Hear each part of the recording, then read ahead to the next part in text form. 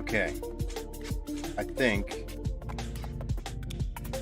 I got it figured out. The camera is a little bit not right. Okay. I look like I'm in a fishbowl. I don't know why it's doing that. Maybe I think it's the aspect ratio when I downsize it. I'll have to play with that.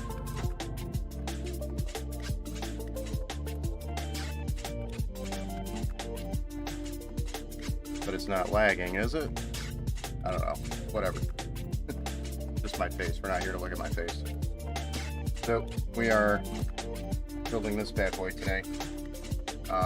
Getting started a little bit later than I wanted to. Apologies. Had a bunch of stuff come up. So I'm not getting to it when I wanted to. But we're getting to it. So, tonight we're going to be building with quite a few different parts here, but I'm going to get my gloves on and we'll get started.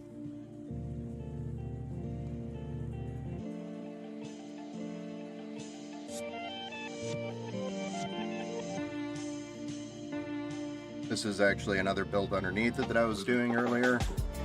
Didn't get to finish. We're going to have to shut that down and pull it off the bench.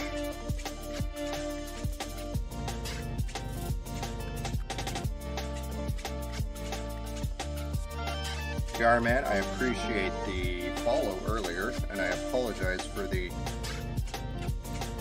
weird start to the stream, which is having technical difficulties with my face cam up here. This guy, he didn't want to work tonight. I actually grabbed another camera, and I'm currently using one of my backups. I don't know what the deal is with that camera. Would not work. It was being detected actually in the Logitech software, and it looked like it was working fine, but in the Streamlabs software, it just wouldn't recognize it. Wouldn't show that it was working. I even tried deleting it, removing it, restarting it, which is why I restarted the stream. Trying to get it to work, and I could not. So just pulled it. They said, "Fine, you're gonna have a temper tantrum. I'm not dealing with that right now. You'll have a timeout. Let your little brother play." Get this guy shut down. Hello?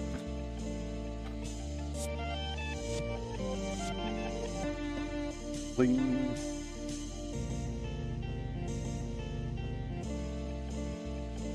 This is a kind of a lightweight build that I was working on. Like a $650 build total. So this is what $650 will buy you right now. Pretty solid entry build.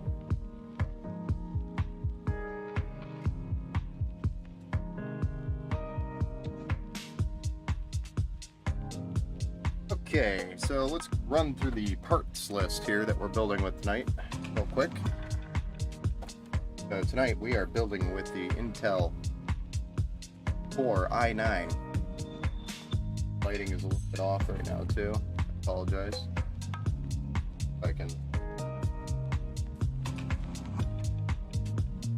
I like the camera too. It's missing the table a little bit.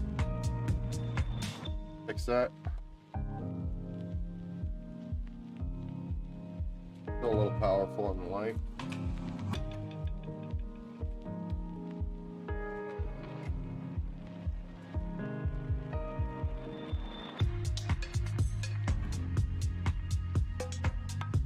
Better. A little bit. Still a little bit of a glare. Alright. So this is a Core i9. This is a 12th generation processor by Intel. 12900 KF. We don't really need the video features that the K offers, but it is the K version, so it is an unlocked processor. We did save a few dollars by not getting the K version, because we are putting a video card in here, and really the only time you'll ever need it is if you're troubleshooting something, and honestly, we shouldn't have to troubleshoot anything in this book. So if we do, then we just but another video card, no big deal. This is the processor we're using today, and that is going to be plugged in beautiful ASUS ROG Strix D690A Gaming Wi-Fi D4. And those of you who are wondering, the D4 stands for DDR4. This is a DDR4 motherboard. I actually recommended that we go with DDR4 over the DDR5 just because of the price. The price right now for DDR5 is really bad. It's outrageous. So my recommendation was go DDR4, and then when DDR5 is a little bit more reasonable, we can upgrade the board and the memory, and then flip or sell his used board and memory for probably almost the same price that he bought it for. So in the future, there will be an upgrade for this build, and that's what we're building for, is for the future in this build. That's a pretty much maxed out build. So with that motherboard, if you haven't gathered already, based off that motherboard, but we have white RAM, and that is by T-Force Delta RGB RAM, so it's got the addressable RGB on the top. We've got 4 sticks with a total of 32 gigabytes, which is 3600 megahertz. These actually should have been, I think I have the wrong set here for this build. One second.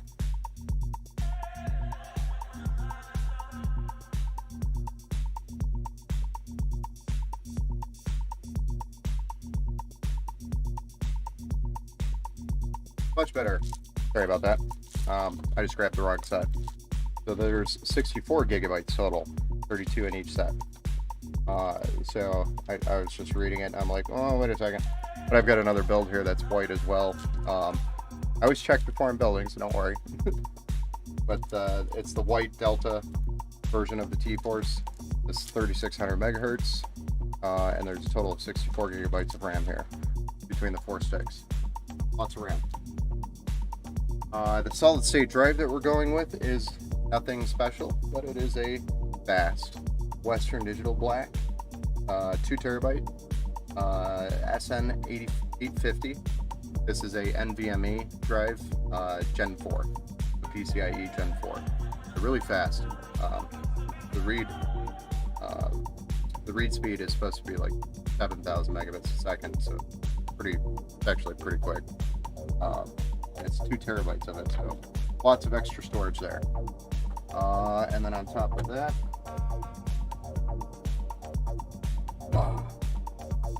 this piece, which was just recently released, not too long ago, the 3090 Ti. So we get to build with the 3090 Ti, which is by EVGA, the For the Win 3. This is the gaming version of the For the Win 3. It's got some addressable RGB on the back plate and some on the side, or the back of the card, and also the side. Cooler is pretty much the same as all the For the Win 3s, 3 fans, but it's a pretty big card. Very nice. This is the only piece that is really out of our color scheme, is the graphics card. But I did order a specific back plate, which is not here yet. It was supposed to be here today, but it's not. But it is a white themed back plate with his logo. So if you go to his Twitch,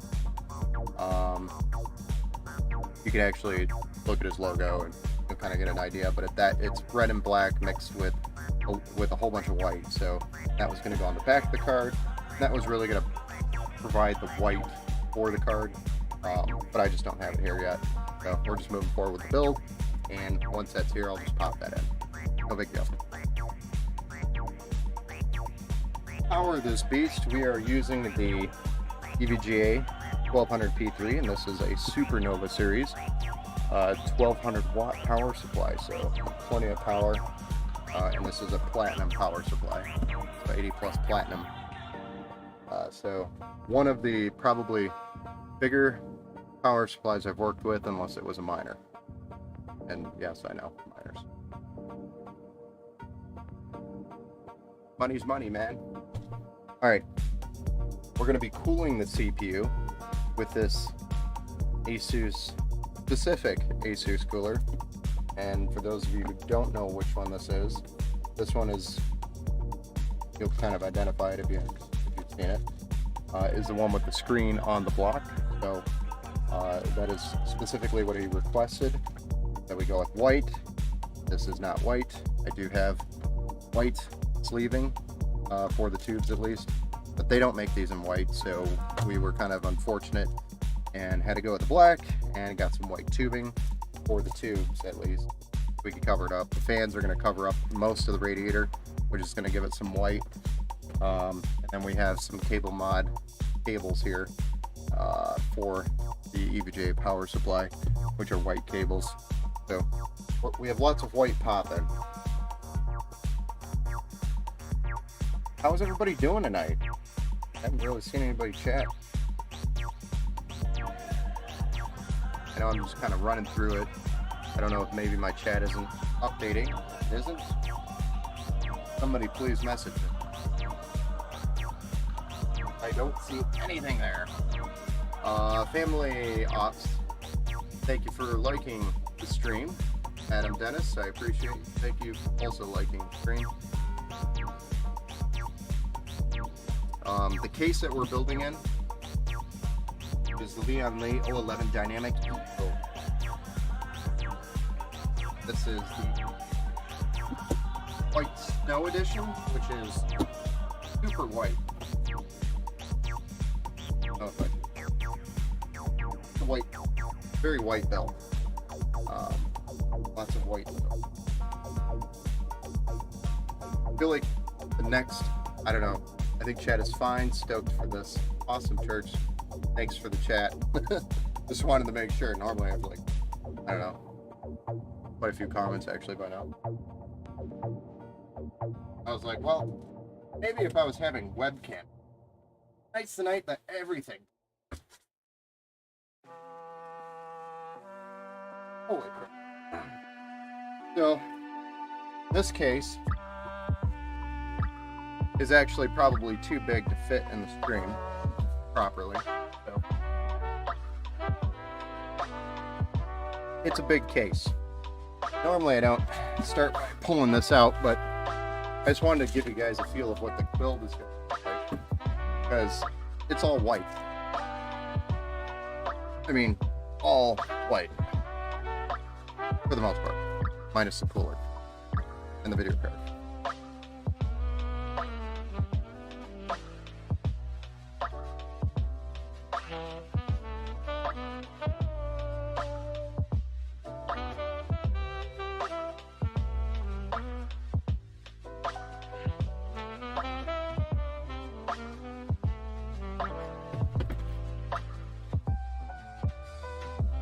Well, I can almost fit it. I have to raise it. Sorry for getting a little reflection on the glass here, but you can see it's all white. Got a little bit of gray accent to it. Kind of actually what we're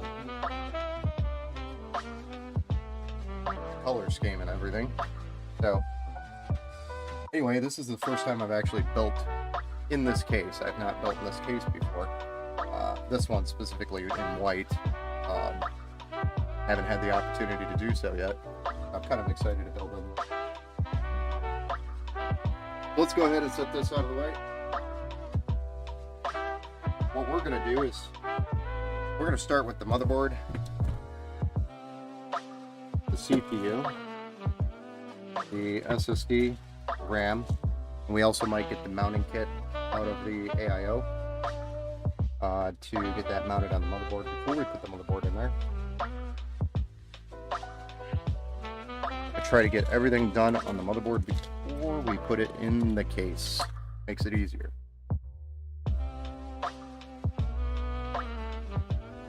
This motherboard isn't specifically white. There are boards out there that are more white than this, but I wanted to keep the ASUS theme, especially if we're going with a unique ASUS product on the pump, or the AIO, which is what he was looking for. unless we went with NZXT, which honestly, I'm not the biggest fan of NZXT's stuff. Their stuff is actually a little bit good looking, it's cool looking once it's done. To build with it and to maintain it or add to it is expensive and kind of a pain in the butt. So NZXT likes to use a hub that is specific for NZXT, and that just makes it a pain. So that's why I went with ASUS over NZXT with getting a screen on the pump itself so that he can read the temperatures or whatever he wants to put on the screen. You could put his logo on the screen if he wanted to, which is pretty cool. But with that being said, I went with ASUS, not NZXT, so it's a little bit more dynamic and you can add to it a little easier. And I wanted to match the motherboard with that to kind of keep that ASUS theme. So that's why we ended up with this board. This was the only DDR4 board that was whitish enough, and also was not insanely expensive, ridiculously expensive. Okay. Join the Republic, if they say, is Velcro. I don't know if we're supposed to keep that on there or not. I assume we are. Not sure. It's actually on there. Velcro. Public. Charlie, if you want that removed, you let me know. Kind of looks like a tag. You won't really see it. The video card's going to be actually right over it.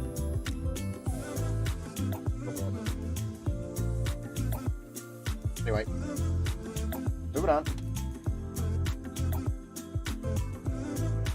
So, go ahead and pop this CPU out, get it plugged into the socket. This is socket LGA 1700.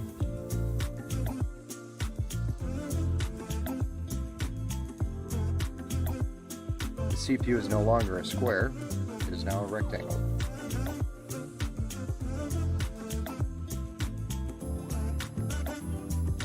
If it doesn't hurt anything, it's fine. Yeah, honestly, I think it's meant to stay on. That's what I think ASUS's plan was, is to keep it on there, but, you know, it's just, me, it kind of looks funny, but I mean, it's cool at the same time, so, I guess, owner's preference, right? We'll go with that.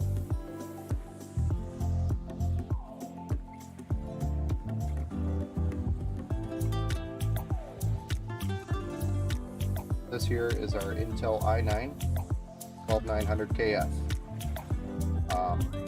All of Intel CPUs have notches, which make it so that you can only put it in one way.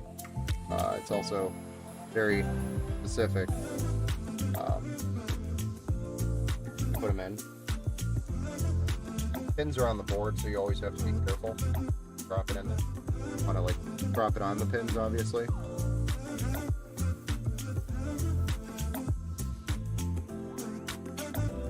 There we go. We got our CPU mounted, and we are ready to move on to our RAM and SSD.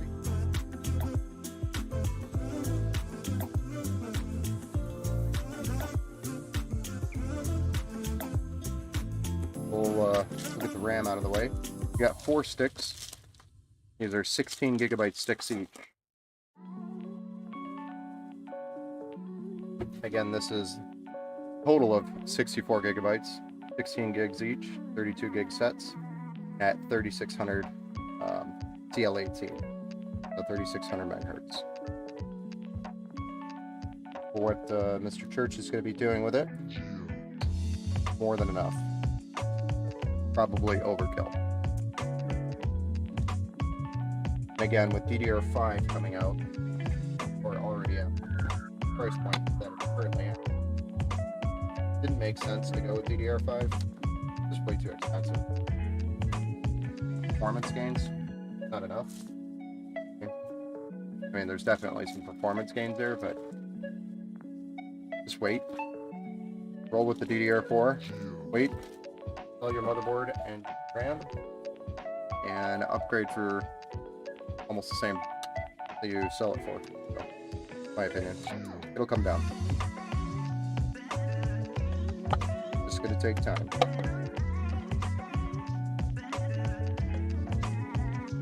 So for the same price that we got 64 gigs, we would have only been able to get about 16 gigabytes of DDR5. That's how much more expensive it is. And then your motherboard also more expensive. And there's also problems with running 4 sticks of DDR5 on a board. I actually troubleshooted somebody's computer last week. Brought his brand new build to me, and he was all worried that something was wrong, but he couldn't get it to post. Ended up being the fact that there was a total of 4 sticks DDR5 on the motherboard that was causing the problem. Tested both sets individually, you know, with like 2 sticks plugged in for each set. They both posted fine. Motherboard, especially when we put them in the wrong slots, and it still would post, but told us it's not the RAM, it's also not the motherboard. After further research, we found that there was actually an issue, very common, when you have all 4 slots filled on a motherboard with DDR5. They're very finicky. So there's lots of problems there. And this was with Corsair's Dominator RAM DDR5, so it wasn't cheap stuff, it was high quality, expensive stuff. But you know, doesn't make sense. You're like, he did everything right. He bought all the, pretty much the best hardware you can get. Couldn't get it to work.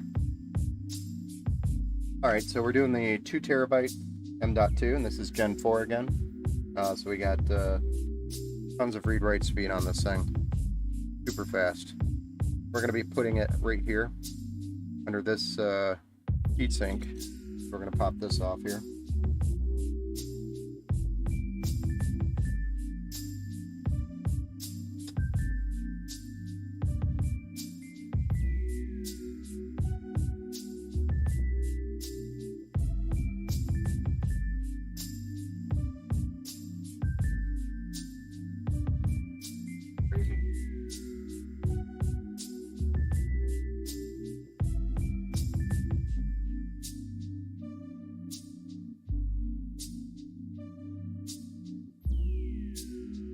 Filled with a lot of ace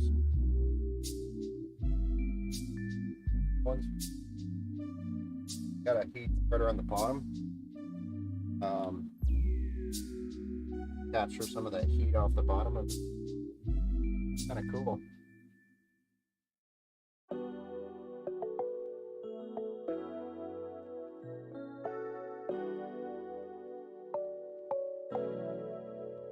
A little locking mechanism.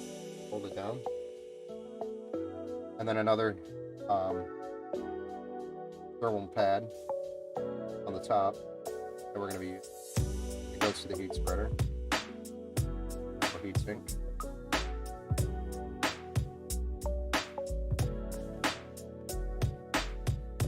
It's just kind of cool.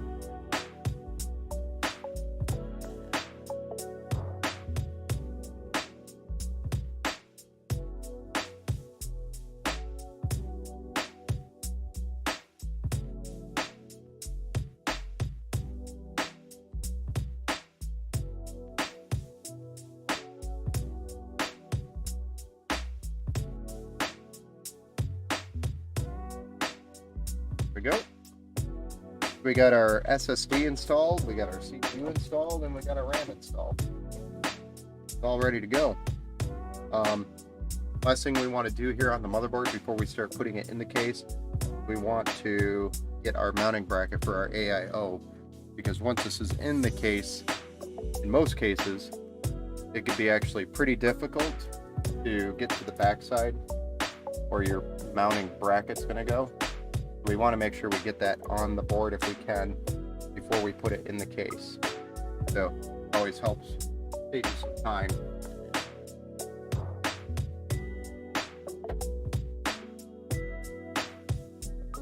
Now I just got to find which package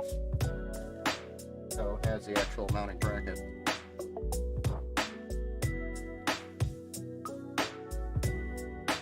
So many different compartments.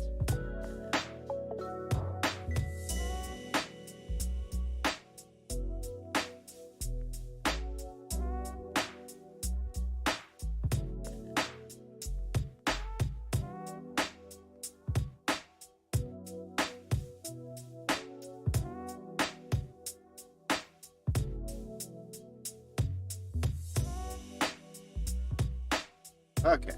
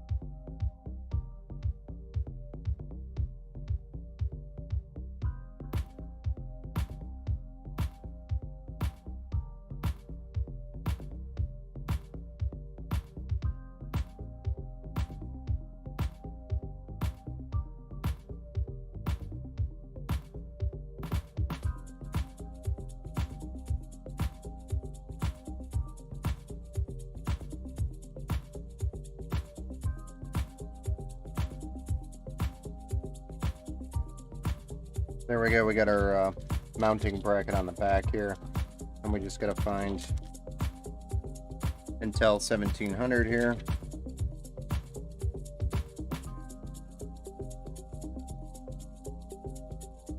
Then we just got to screw those in, it looks like. And then it'll be secured to the motherboard. Then we can move.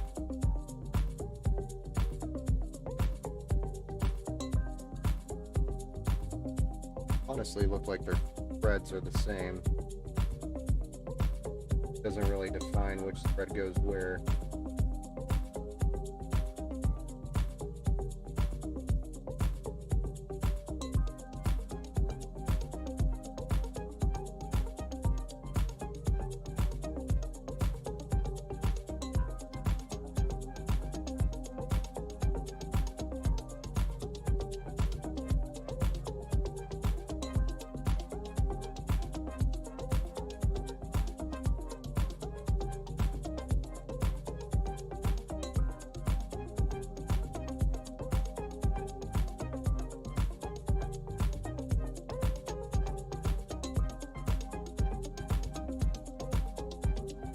I can already see how difficult mounting this AIO to the socket is going to be. There's very little room here, especially in this top corner. It's very, very tight. I could barely get my fingers in here to turn this. Look at how much space that is. This is what I'm trying to turn right here. It's just, there's no space with this heatsink here.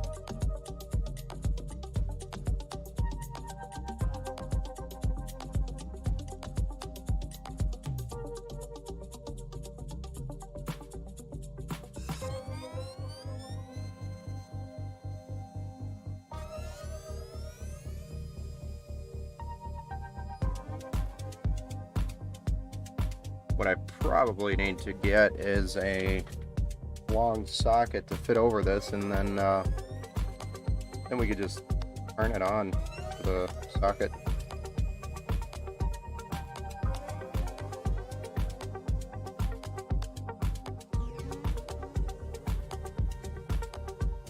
Same thing, although we do have more control with the RAM, we probably could pull the RAM, make this a little bit easier.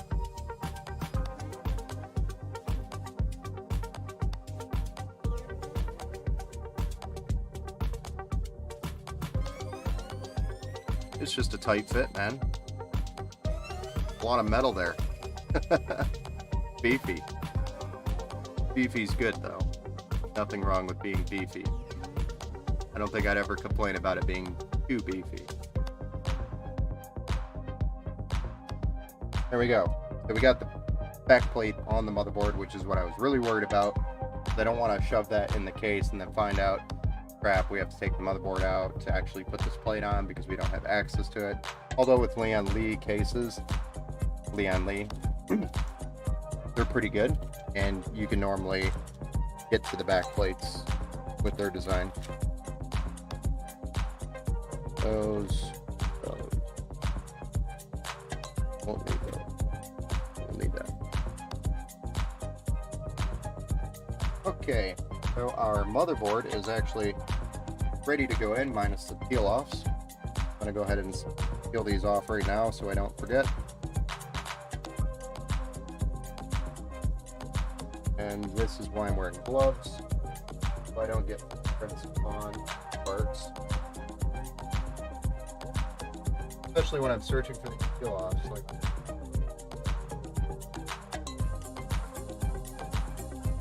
the weirdest.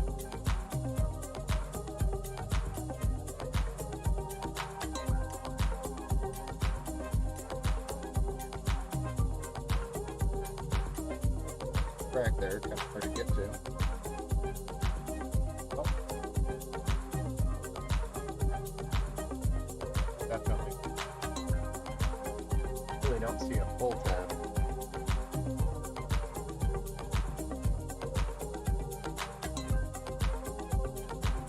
There's definitely one there.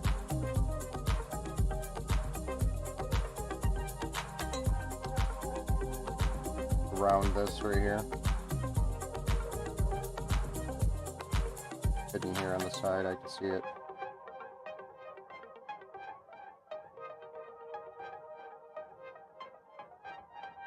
Oh. Got that one done. There's one down here.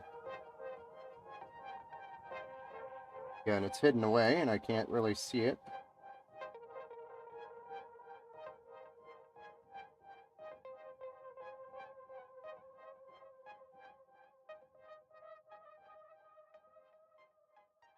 Got some better lighting.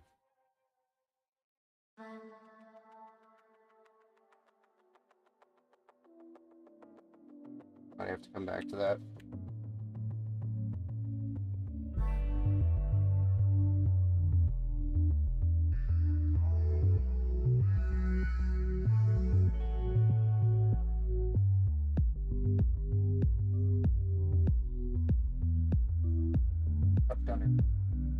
Difficult to get that fullness.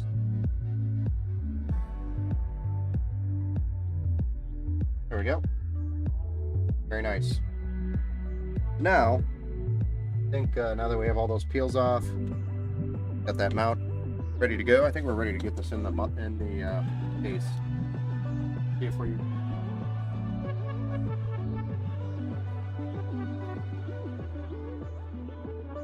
The first thing. With this case, you can actually set this up a couple of different ways, including, well, there's a couple of different options, and honestly, we're just going with the default.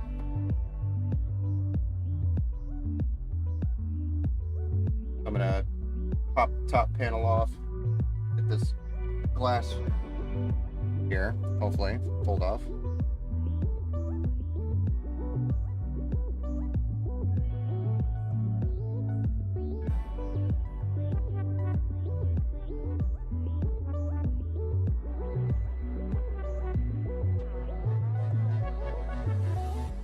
Thought it just releases.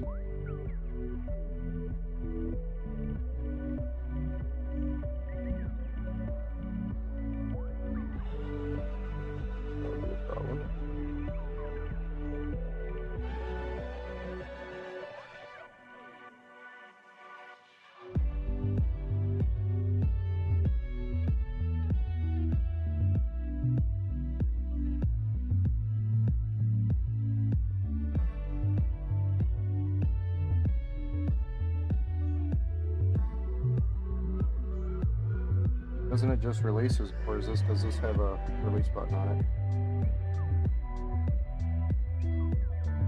There's got to be a button on it.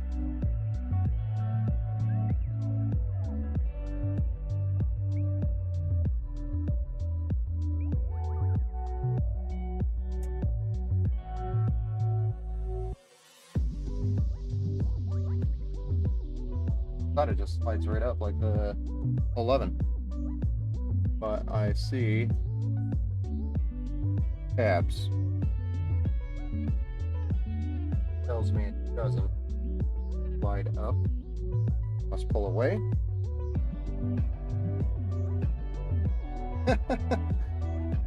Guys, I've never been jumped like this before.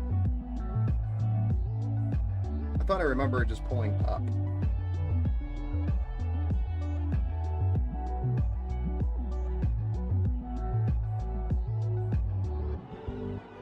Alright, does anybody know how to open this case? I'm actually stumped. I'll lay it down and try to figure it out here. Maybe we should read the instructions.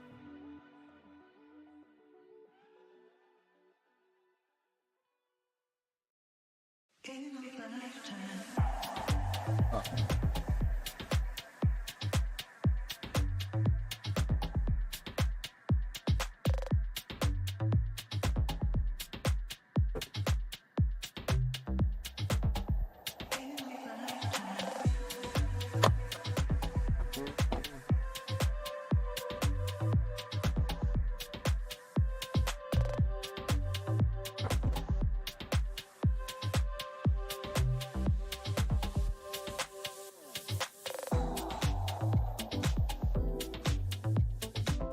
Promise I don't run into this very often. Well,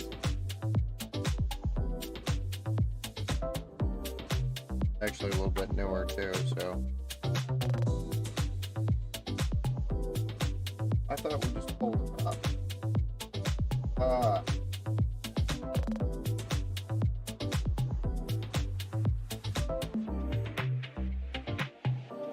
Okay. There are screws. Kind of crazy because the 11, I like the simplicity of it because it's simple. It's really all you have to do, and even in their instructions, they're kind of saying the same thing, minus now they have the screws there. Ew. Okay.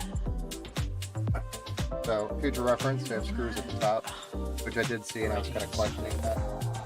Although I don't see one on the backside here. Backside pops off perfectly fine. But the glass, they have actual screws here holding them in, which is a first. I don't remember that.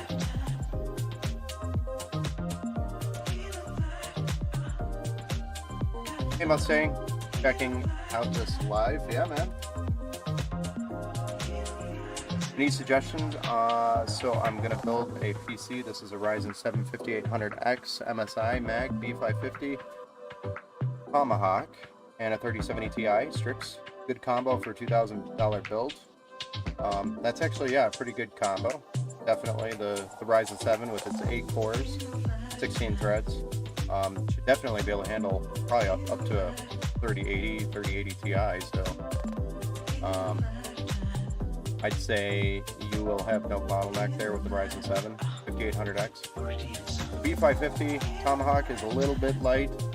I don't really know the VRMs on Tomahawk B550. As long as it has a beefy enough heatsink on the VRMs, which is what basically draws the power to the CPU or sends power to the CPU. That's what you want in a motherboard, especially for a bigger processor.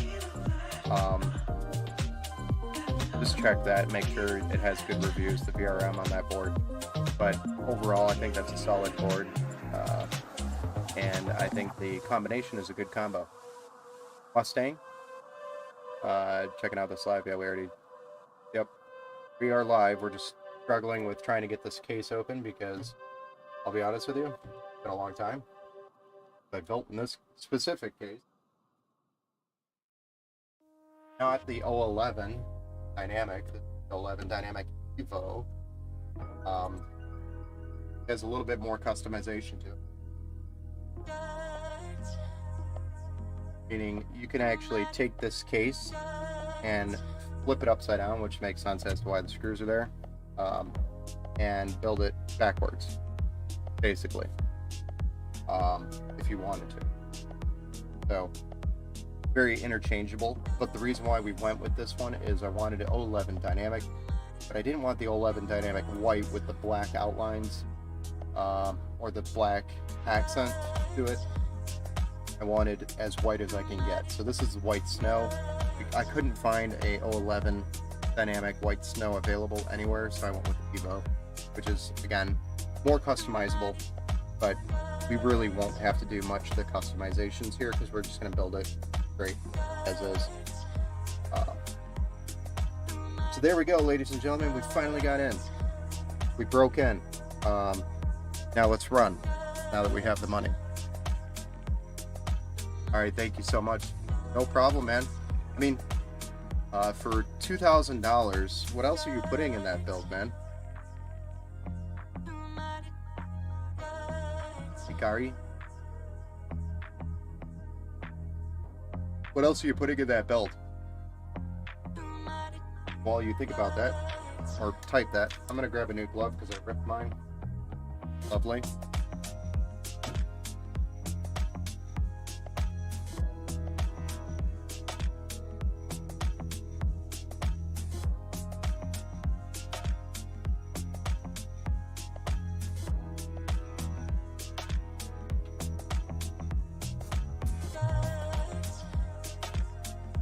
I should be drinking water right now. It's getting late.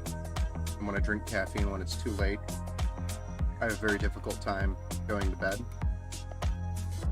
And when I have a very difficult time of going to bed, falling asleep, I have a very difficult time getting up in the morning.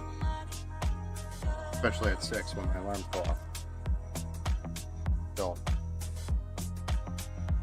here we are. Are mounting this board. When you're mounting a board in any case, doesn't matter which one it is, doesn't have to be this one, any case, one thing you want to make sure always that your studs are in the right places for your holes on your motherboard. Right here. So most ATX boards will have a total of 9 holes. You'll need 9 studs. Just make sure they're all in the right places. If you have a stud underneath the board and it's touching the board, it'd be grounding something.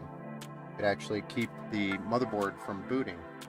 So you could run into a lot of trouble with it, or you may not even have any issues with it until later when you think the build is done and you're gaming and all of a sudden weird stuff starts happening. Could start grounding out on something. Something might have gotten warm and touched it and moved slightly, because when things get warm, they move. So always make sure your studs are in the right places and all filled out. So each hole has a stud. Don't leave any without any, because they are grounding points, I believe, on the motherboard. Outside of grounding wires for your power supply. It's always best to fill them out. So if you have a hole, make sure there's a stud. And if there's a stud in a place where there is no hole, remove the stud.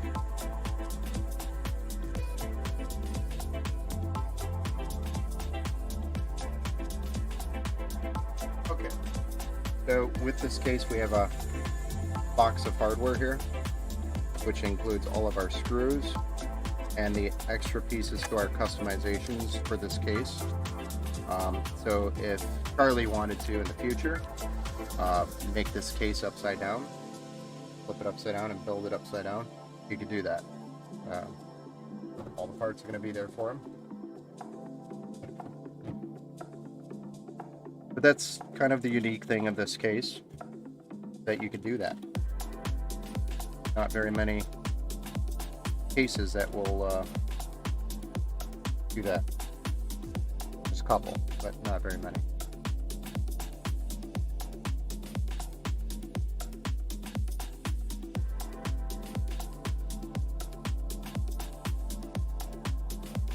Trying to keep some of these screws out of the way here.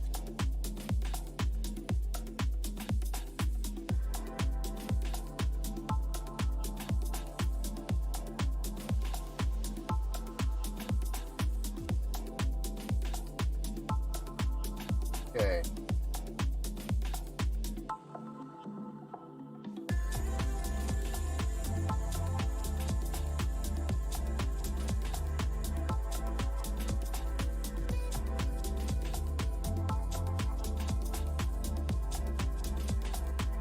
When you're threading these in, don't force them. They're a finer thread screw for your motherboard that screws into those studs. Finer thread. Pick up a screw with a fatter thread on it, you're going to find that it's harder to turn in. These are very smooth and very easy to screw in.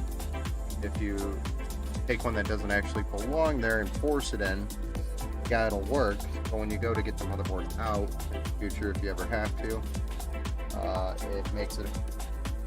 I'd always recommend using the correct screws here, because your case will provide you with many different types of screws, so just pay attention to those.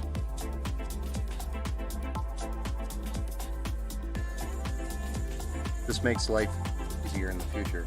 Like right now, I have a screw that is kind of acting weird as I tighten it. I don't want to force it. I'm going to try a different one. That one threads just fine.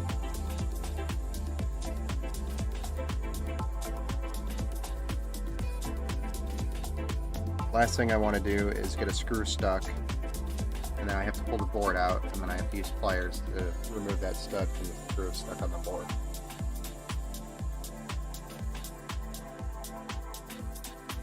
Especially if I can avoid it.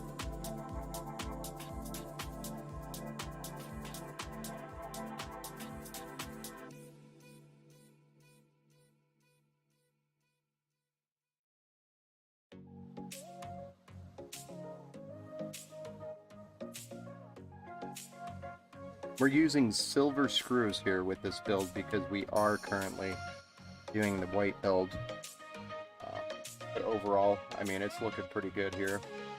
Got lots of white mixed with gray, which kind of gives it a nice accent, especially with the board itself in there and the silver mixed in. Got a good accent. Looking exactly, hopefully, as Charlie was planning it. Mr. Church. But I mean, it's looking pretty good. Alright, now that we got the motherboard installed, we can move on to the AIO. I'm thinking specifically with this case, I might do push-pull on the AIO here. Hey Church, how's it going? Yes, looks awesome so far. Yes, I agree. It's very nice, man. Very nice build. Sorry about struggling on the case there. I promise I know what I'm doing.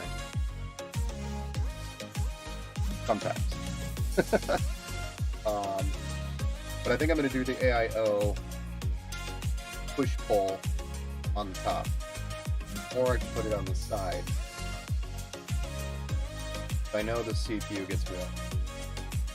And I'd rather draw cool air in, have it push the hot air out, specifically for this build. Now, most of the time I will do in this tower or in a Lian Li 011, I'll put the AIO here at the top and draw all cool air intake on the side and cool intake air on the bottom, and then it just draws all that air, pushes all the hot air through with the cool air that it's pulling in. But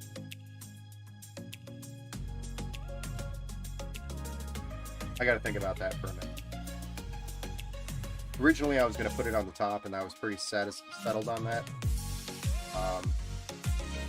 But I'm looking at it right now. We could put it on the side as long as it's elevated past this pump. It shouldn't be a problem. It may even give us enough room to run the hoses down a also to cover up the ram if we had the hoses down at the bottom. The reason why you want the hoses at the bottom is so that the air gets trapped at the top of the radiator, not in your pump or in the hose. So I gotta think about this actually for a minute. I'm gonna do some quick research because I just don't want to put it up here and then change my mind and move it down here. I was pretty set on just putting it on the top here and doing push-pull from there, and then doing fans on the side and fans on the bottom. That's kind of how I was set. But I need to do some research real quick just to make sure we're doing it. Because what I want for you, Charlie, is to have the best cooling performance for the CPU, because it gets warm, and I know it does. So I just want to double check where we want to mount this radiator. Now, if we had 2 radiators to mount, it would be no problem, because my decision would be made. But in this case, we don't. One. We will have a fan down over here. I did purchase a fan, but here as well, so that could be intake as well. So intake, intake, intake. That's a lot of fresh air coming right through that radiator, which is different than your 011 Dynamic, which does not have a mountable back piece here. Back vent, rear vent. So you know what? Screw it. We're gonna put the radiator on the top. We'll test it. If I don't like it, I'm gonna move it.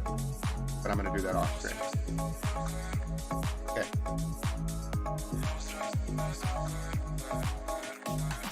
I'm done that. We're pretty much set here.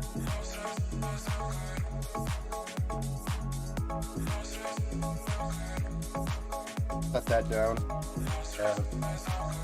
A beautiful radiator. Double check them.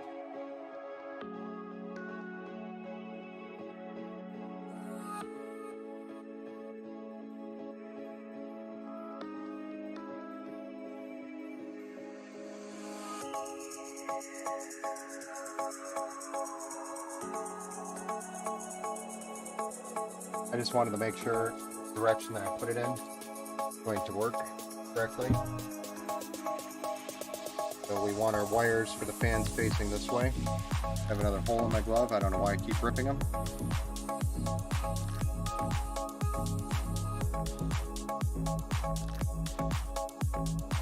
And I did buy white fans. Try to cover up some of this black.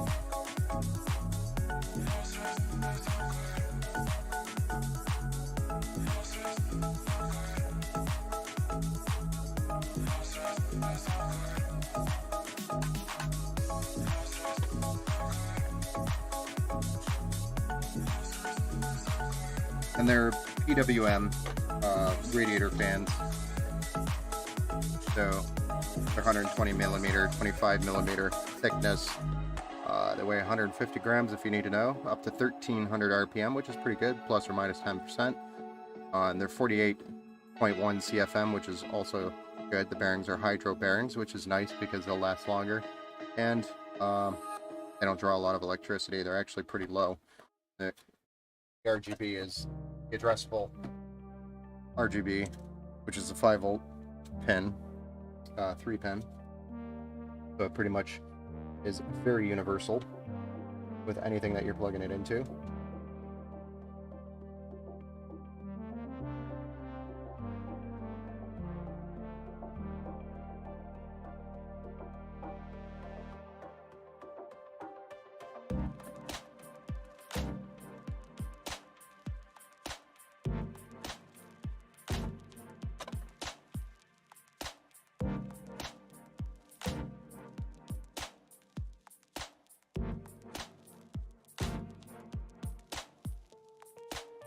There.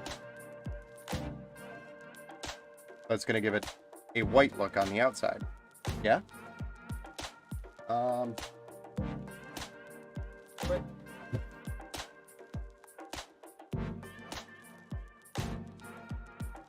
what we are going to use on the inside, buried under between the case and the radiator, we are going to use the fans that came with this AIO. These are Noctua fans. So we're definitely going to have push-pull on this setup, and it's going to be able to move a lot of air relatively quickly with ease. Very loud. So you can get it, you can make it loud. You might even be able to make it hover if you wanted to.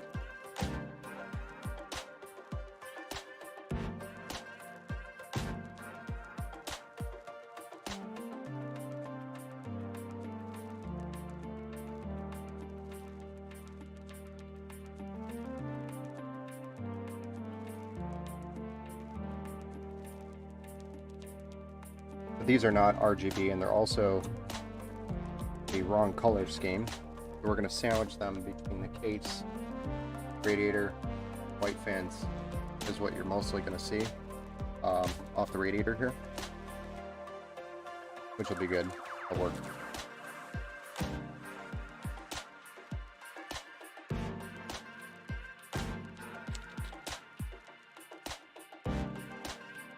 Now we have another package of screws here.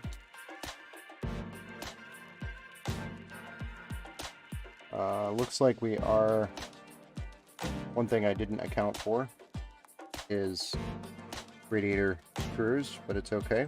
I have lots of extra screws here.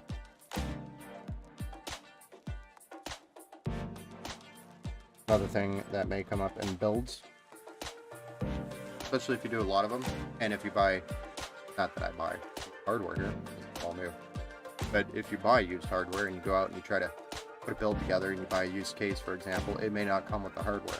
Keep that in mind when you're buying a used case, power supply, or anything really. May not kind of put you in a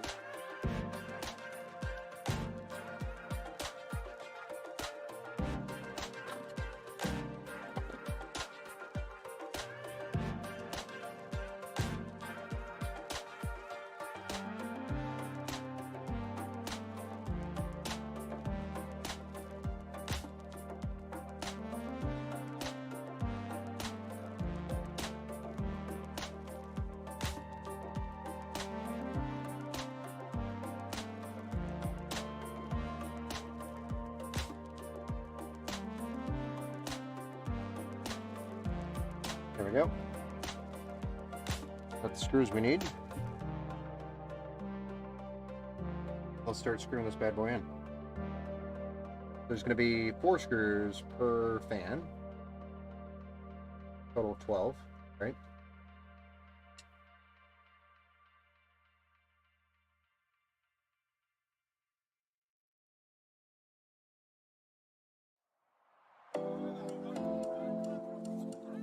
This is where all the fun is, right? Where we're just screwing things in like this and having fun. This is where I make a lot of videos kind of skip through. If I am chopping these up and reposting them, I'll skip through some of this, or make it go super fast so you're not falling asleep watching me screw a bunch of screws in, mount a bunch of fans, and do a bunch of twist ties. But you guys get the full experience of building a PC.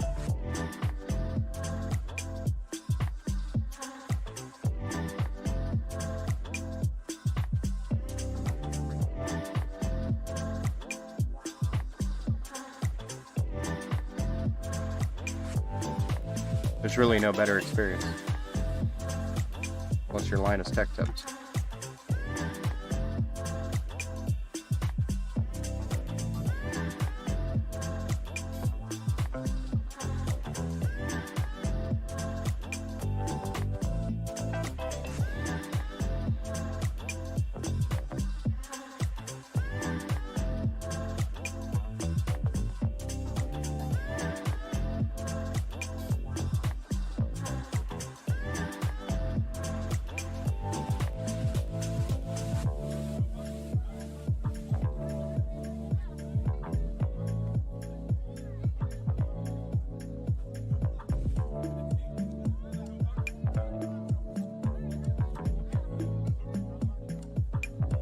My mic's in a new position, by the way, and I haven't gotten used to it yet, so if I bump my head into it a few times, I apologize. I just wanted it closer to my mouth so I didn't have to constantly yell. Eventually I will invest in some sort of wireless mic'd up situation, which will allow more movement. And I'll also get another camera that's 1080p or 4K, preferably 4K, so you guys can have different views of me working on it, building things here. So it's not always the top-down view, it could be a side profile view, a little bit further away view, stuff like that. Would have been good for a scenario like that case that I had pulled out earlier in the stream. That was kind of a situation that really would have helped. Another camera view.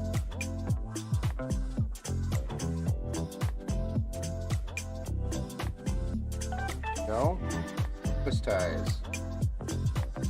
Anybody here know how many twist ties I've done in my life? Undone.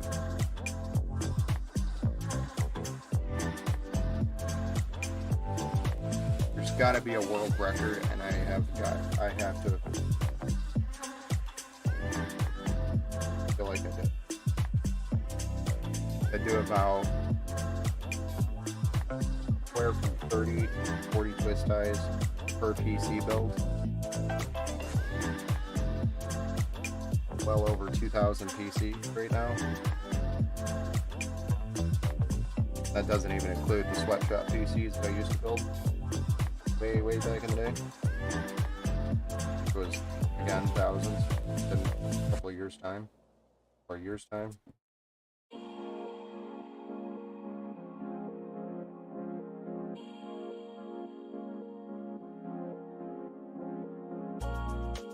Here we go, our radiator sandwich is starting.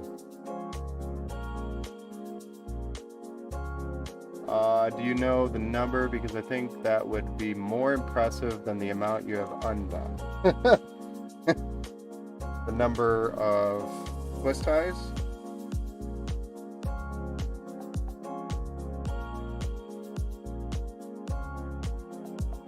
Now I'm actually lost.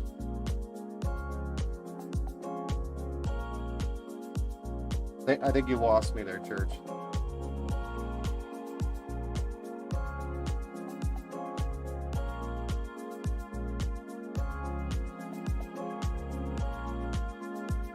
More impressive. I keep having to reread that. I'm not sure I'm following you. I am, but I am not at the same time.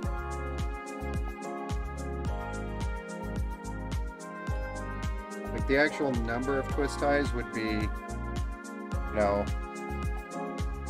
I don't know, 30 to 40, 50 times like 4,000. That's the amount of twist ties I've probably done now, approximately. The fact you would count the number is more impressive. Dude, that's like my number one most hated things about building computers, is the fact that everything has a twist tie. I understand you want to keep your product nice when you ship it, so you could very easily either do a rubber band or even just put it in a plastic bag, or make a compartment with your packaging that slots the cable so it's not bumping into your product or something. There's just so many other ways to deal with that other than twist ties. But everything you buy that is a computer part has a twist tie, except for motherboard, CPU, RAM,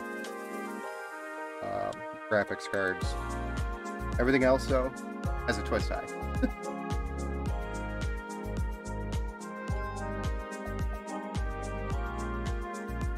And sometimes it's excessive. Like, I had one set of fans once that had like multiple twist ties on the bundles of wire, for each like wire. There was like 4 wires on this one because I think it was actually a Noctua. But this was early RGB days. But no, it wasn't Noctua. It was I can't remember the brand name now. Drawing a blank. Regardless, there was like 4 twist ties on each fan, and I had 12 fans. It was just ridiculous. That's really when I started thinking about it, like, how many of these do I do?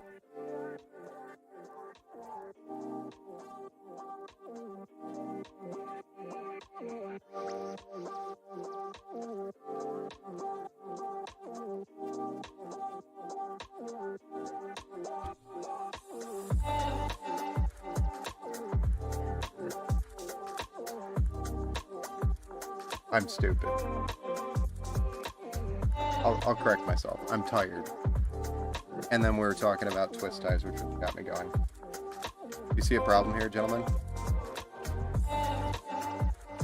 What's the problem with this picture? Does anybody know? You build computers, you could probably guess there's a problem here.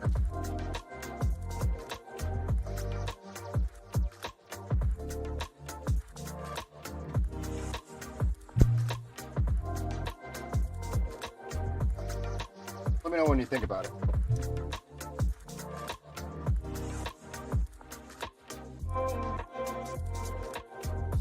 Herb. I'm an idiot. You got me all talking about twist ties, and I kind of forget what I'm doing. I know I'm tired, but it's not an excuse. I know better. So the problem with this picture is that these screws are supposed to go through, or this is supposed to go through the top of the case and mount with these screws.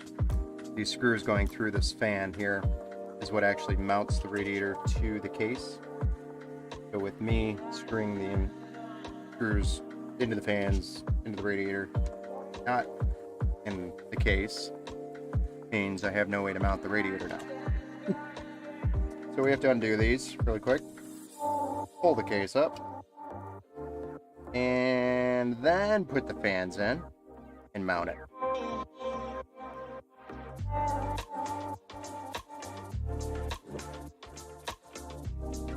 But we're not going to talk about this. We're going to move on.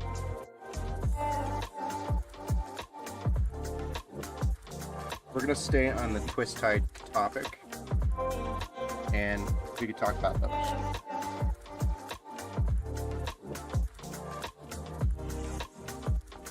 Not going to talk about that.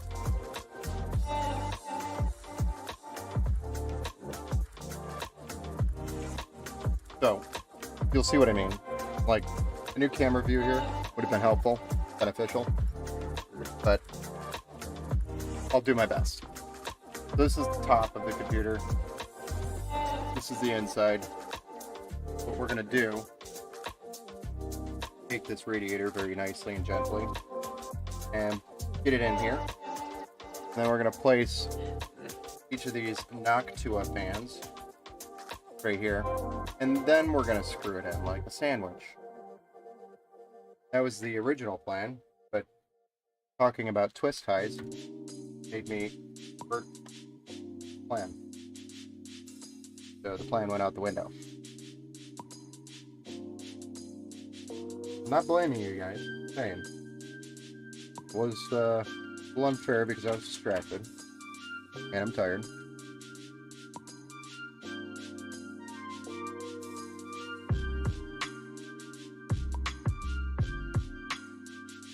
And then I also have to somehow this cable management to the back of the case without losing my mind.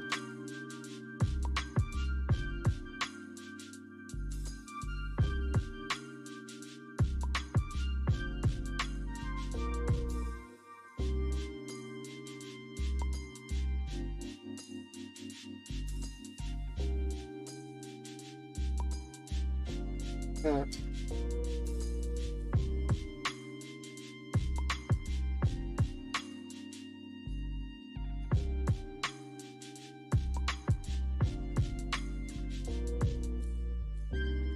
Damn twist ties.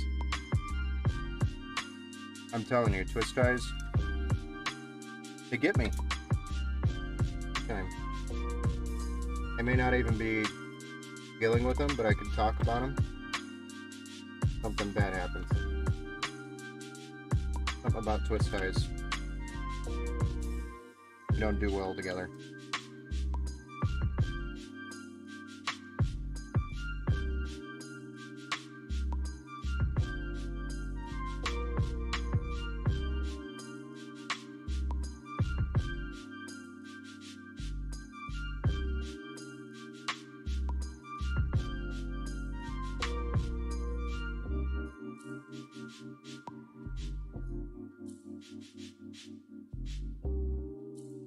Okay, now that we got all those cables kind of partially semi-lined up, gonna line a couple of these up, get a couple screws started, and we're good to go.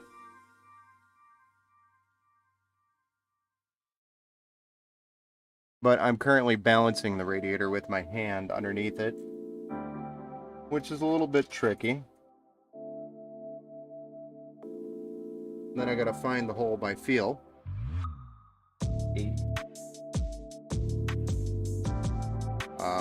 But it's okay, I'm pretty good at that. My first rodeo.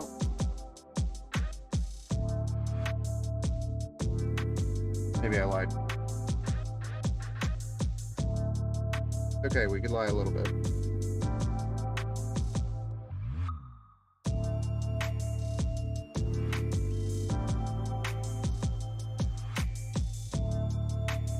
Guy is a little bit tricky.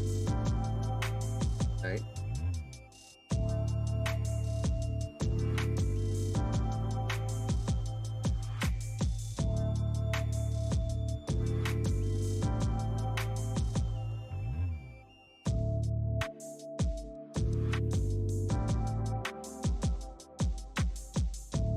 Okay, I got it. One to bite.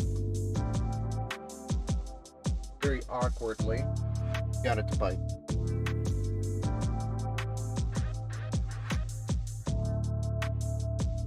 Moving on, I'm gonna grab one of these other end bits here.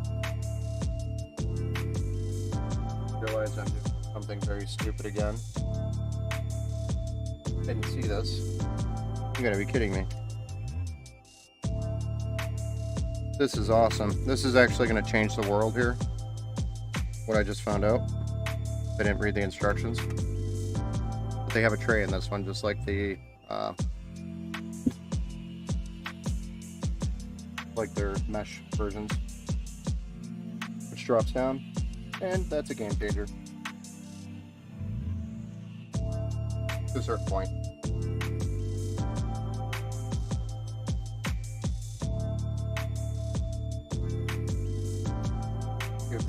Stupid. I should have read.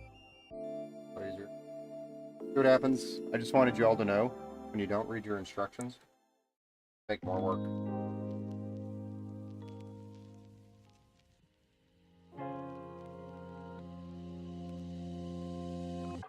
I warned you guys. It's been a while. I haven't built in this specific case before. I warned you ahead of time. Told you it was going to be an adventure.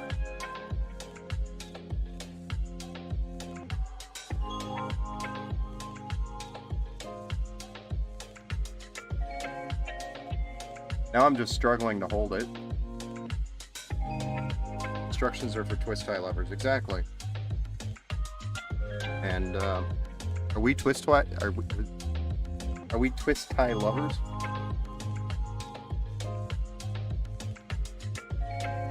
Twist tie levers are probably better at English too.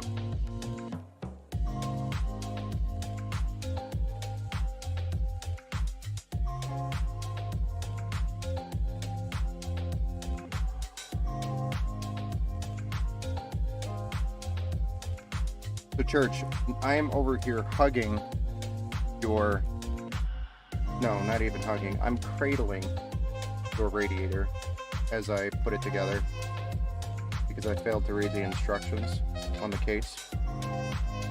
I just want you to know the amount of care that I'm giving your AIL.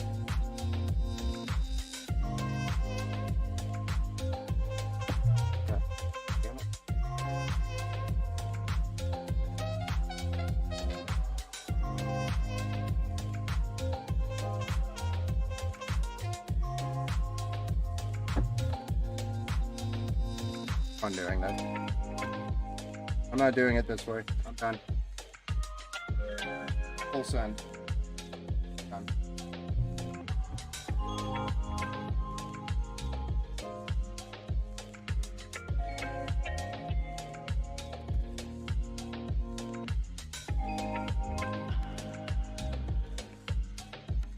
This would have been probably a lot easier to know about this 15-20 minutes ago, guys. Not gonna lie.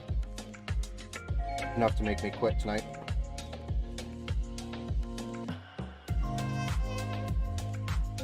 The fact that that screw was actually lined up, just there wasn't enough pressure being applied because I was cradling it. That was a little annoying too. Not gonna lie.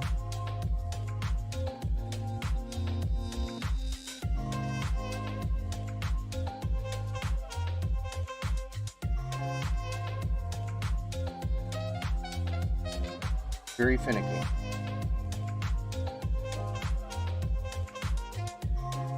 These screws, I'm finding out from ASUS, are just really hard to get a bite. They don't like the bite.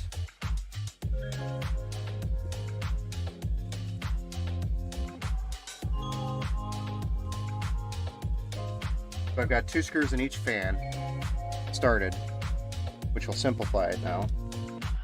And I hope to God that these washers that I'm putting in the screws aren't in the way when I go to remount this thing to the case, because there was very little clearance there. And the washers that I'm adding to it are going to add thickness.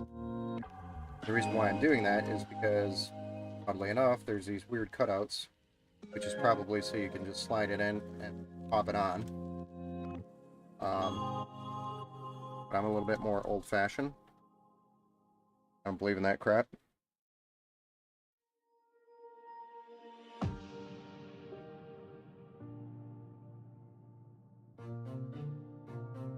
Slide it in and pop it off.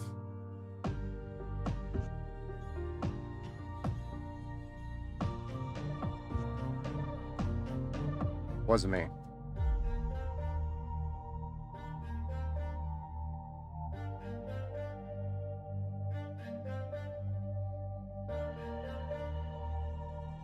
This is what happens when you try to go above and beyond to make the perfect build. You go down these scary dark roads that you've never been down before. I mean, I've done greater sandwiches like this, just not in this case. And, you know, it would have been nice to know about Trey pull it out. Go again. But we're learning. We're okay. We're doing this together. We'll get through this. We're going to make it. There we go. We have a radiator sandwich. White, black radiator, black fans, Noctua, and our white tray. So, in theory, we should be able to just slide this into the case like it's nothing.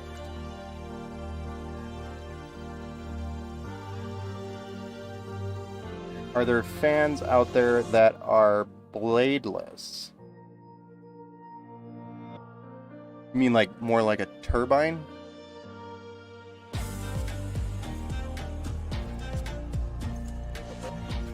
Like Dyson? Kind of, but they're more. So the reason why you have to have a blade on fan is because it's got to grab the air and push it a specific direction. So that's why we have blades on these. Now, a Dyson fan will grab the air and then push it directly in the direction that the fan is spinning. It won't take it and push it through. Where these blades, like this, are going to grab the air and push it through, backwards. Dyson, kind of like a turbine, going to grab the air and just send it towards its side, not through. I don't know if that makes sense. There's probably a better way to explain that, and I'm just not thinking of it. My head's stuck how stupid this was. But, I don't know, does that kind of give you an idea? So technically, yes, there are bladeless, but we call those blowers because they blow the air. Generally, they'll come on graphics cards, and they just blow the air the back of the computer out the back, and that's how the graphics card stays cool. So yes, technically there are bladeless fans like that, but there's still blades on them. They're not bladeless, so to speak.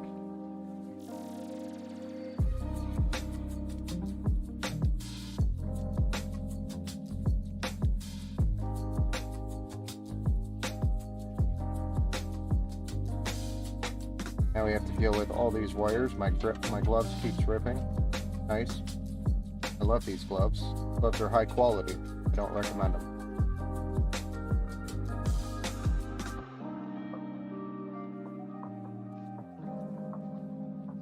We'll sort out the wiring on the backside, so don't worry. I'm just trying to stuff it through here, get it through, move on to the next one.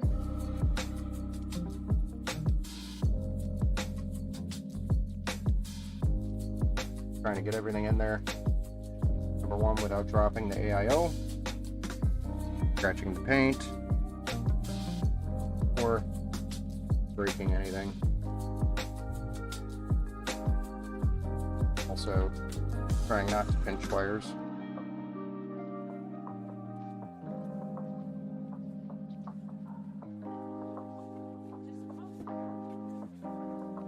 There we go. I'm just happy it mounted again, almost.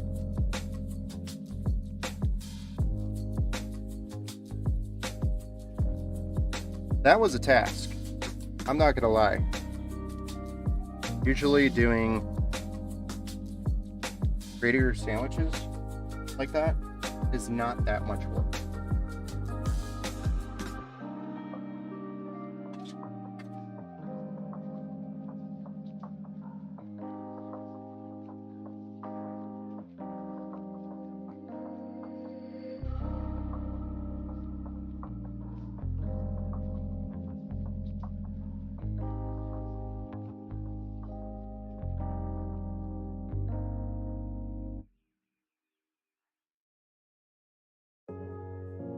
There we go.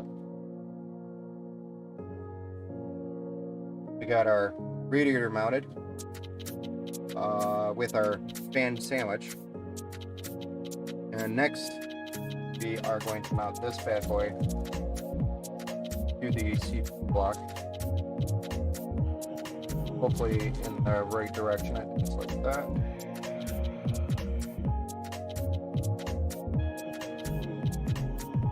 Don't really want to touch this without a new pair of gloves. And then we're going to do the fans, side fans, the intake. So we easily have another 2 hours on this build. Quite a bit here actually. What we might end up doing, and don't hate me, is we might pause this build and finish it tomorrow. Not now, I'm going to keep going tonight. I'm going to go a little later, obviously, another hour or so. But we might have to pause it, finish it up tomorrow.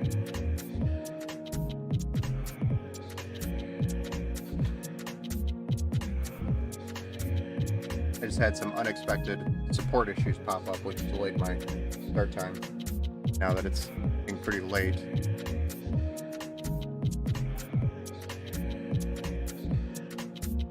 I still want to build with a tired head.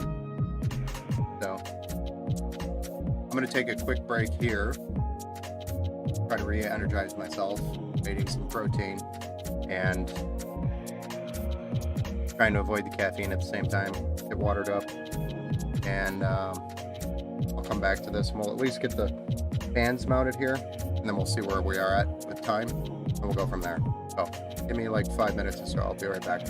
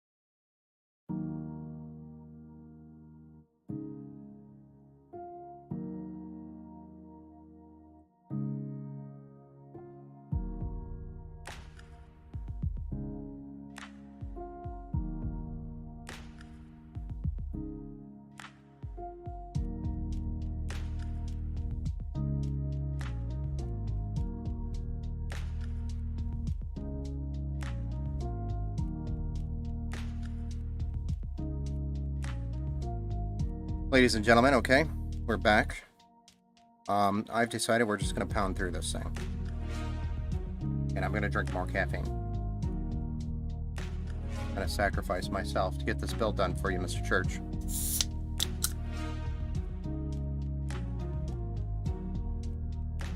Switch into Coke. Coke. Hold up.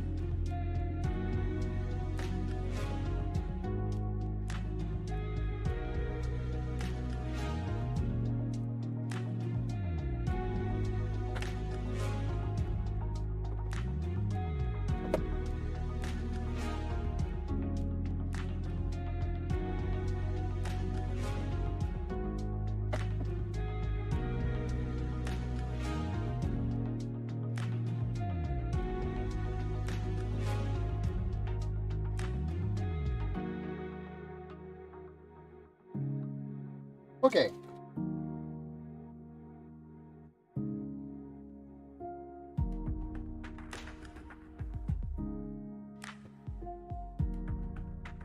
Well, thank you. Oh, you're welcome. I just don't want to, like, gather streams for you, and I know you want to get this done. So, we're going to do everything we can. Actually, get one. I just want to make sure we're mounting it correctly here. We're going to need this. I think it goes like that. We're going to wipe that thermal paste, and we're going to use Thermal Grizzly on this. Don't use the pre-applied crap. Use fancy stuff by Thermal Grizzly.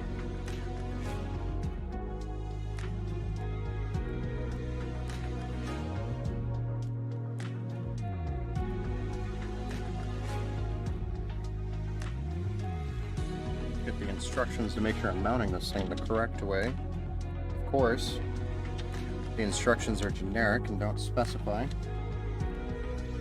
this exact pump, which is nice. Very helpful. Extremely helpful. Looks like the pump cables should be facing the RAM. What it looks like they are telling me to do.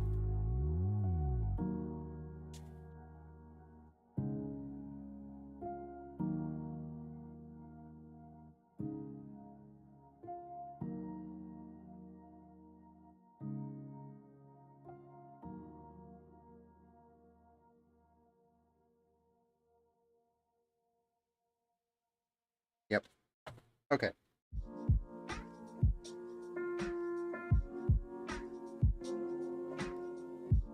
Because if we don't mount it the right way, your picture could be upside down. We don't want to do that.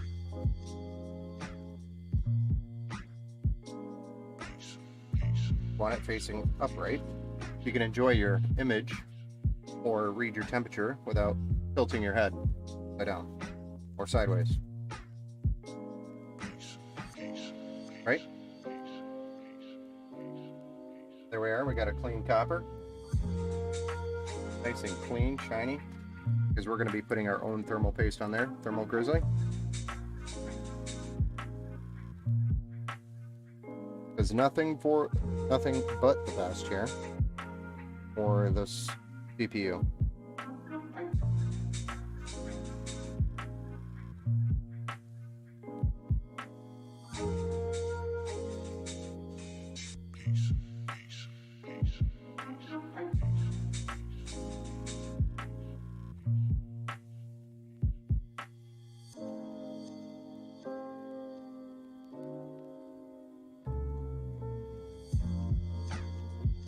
I believe, based on their instructions, I'm supposed to mount it like so, or at least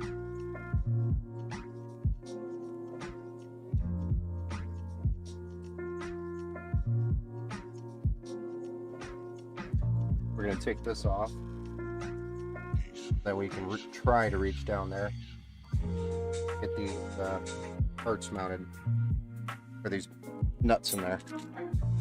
These nuts.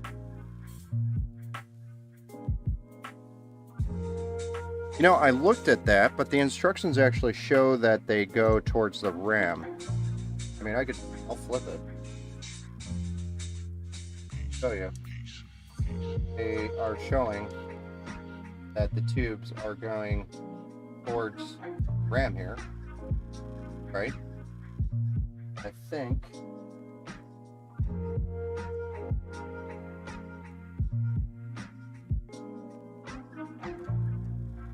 okay.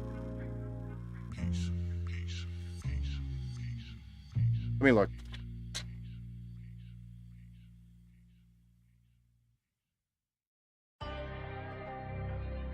But I really don't feel like redoing it.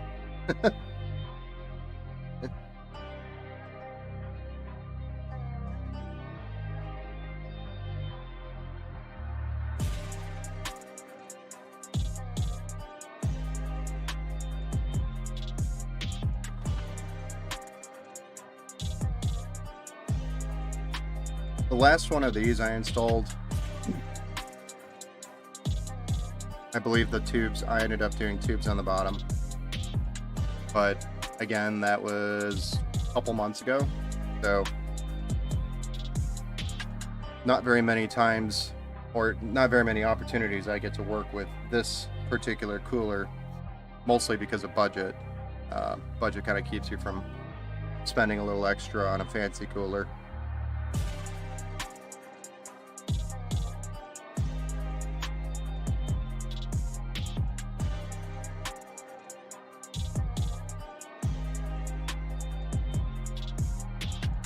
This is also, I think, the second version of this.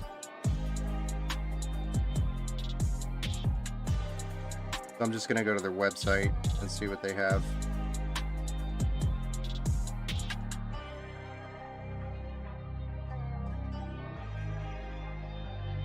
See if they have like a reference photo that I could work with here.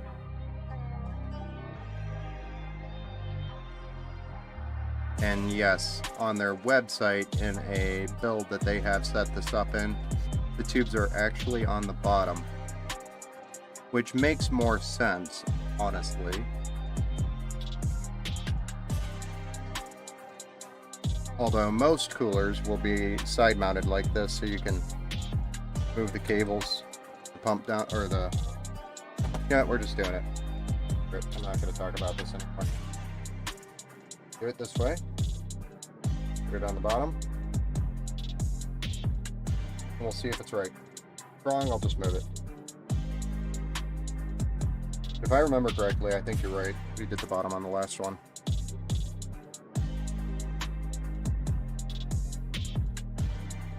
Full send, sir.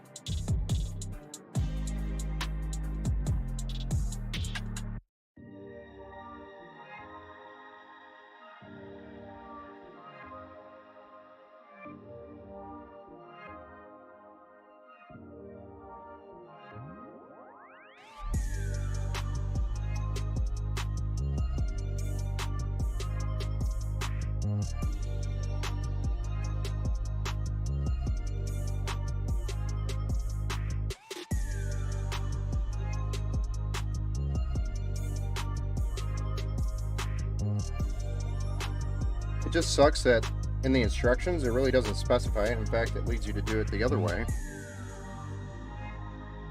That's kind of like a shame on Asus for not putting detailed instructions there.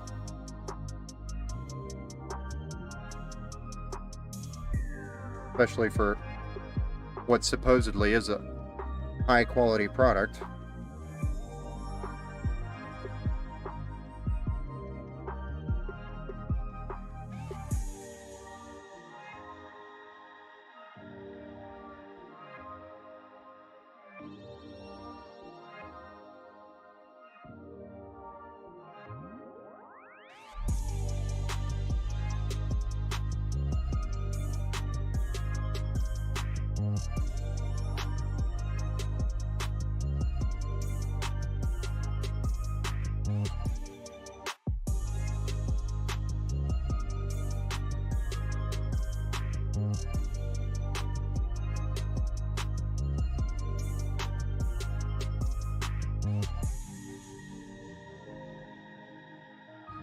I may as well get these peels off too while I'm in.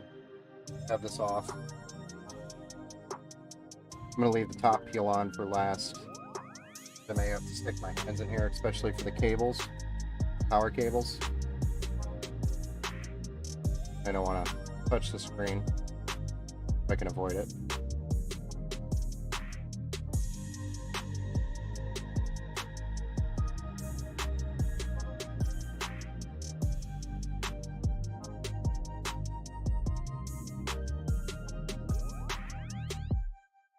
There we go.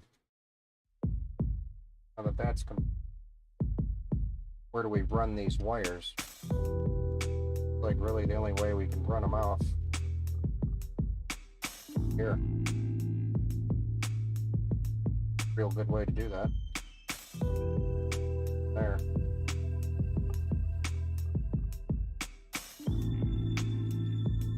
Hey guys, look, there's more twist ties. I would think the LCD screen can rotate, not sure. Yeah, there's probably a software portion here that I'm not thinking of that can rotate. That would allow you to adjust it and rotate it. I agree with you. I just don't remember. It's been a while since I've used this or built with this cooler. I need to actually tell you that it can, in fact, rotate. But I'd rather build it right, regardless if it can rotate or not.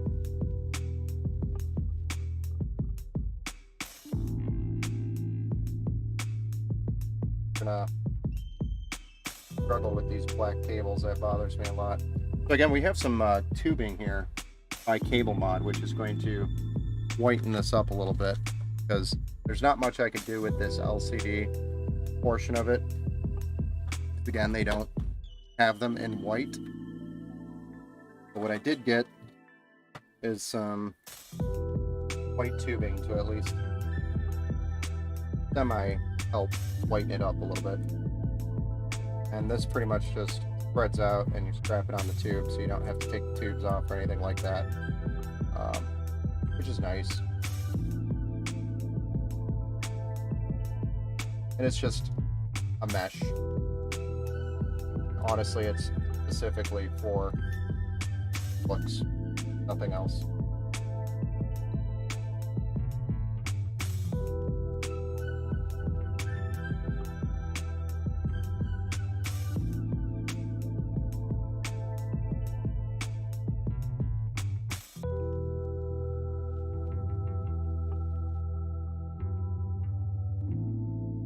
I mean, that kind of whitens it up a little bit. Especially if we have the white cables. Gonna really brighten it up. The rest of the white fans on here as well. But this sleeve, I think they're like $20. They're really easy to use. And are they overpriced? Definitely. But I mean, for $20 to give you to fix this little bit of a problem here. If you got a cooler that you really want to use, like an AIO, that's not white, or you want a different color, because I think they have different color options for the show. But it just helps tremendously with the aesthetics, and they're easy, so easy. I'd recommend them. If I feel like they're probably more expensive than what they should be. Cable Mod. AIO sleeving kit. Cable Mod has a lot of good customizable features. All the way down to custom fan cables.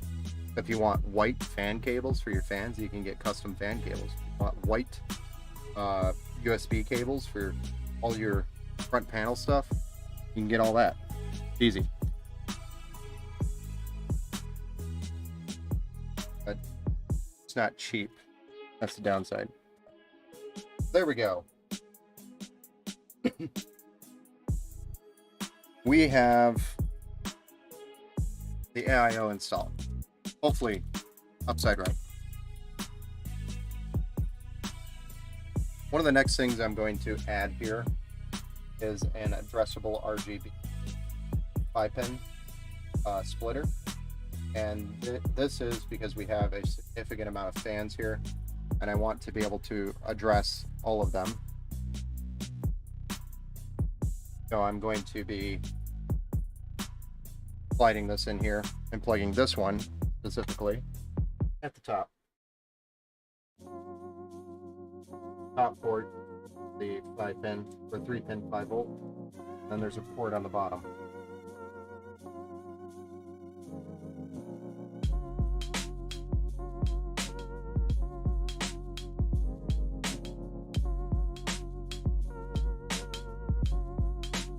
Getting it in is a little bit tricky. Now that we have the AIO there.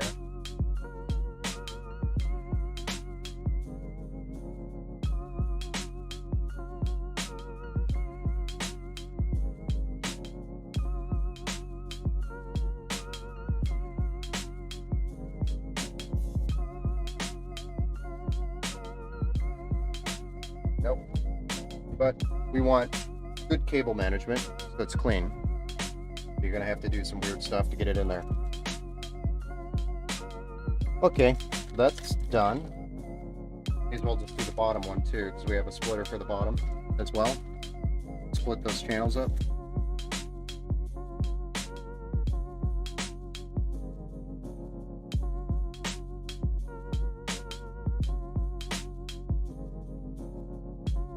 And I want to try to get as much as these cables done on the bottom of the motherboard that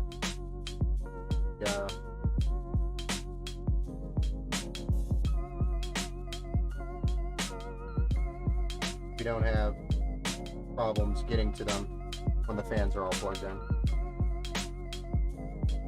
I'm going to do it slightly different here.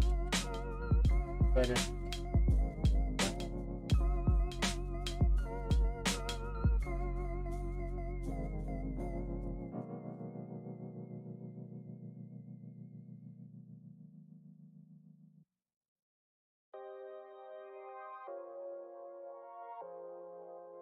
There we go.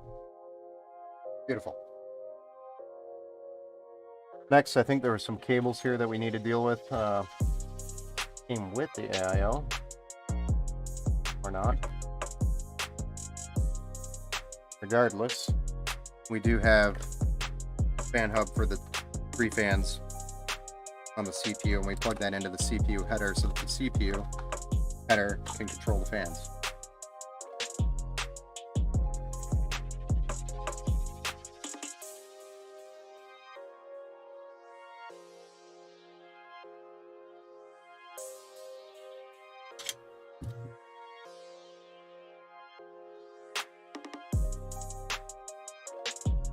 Of course, in a really tight spot.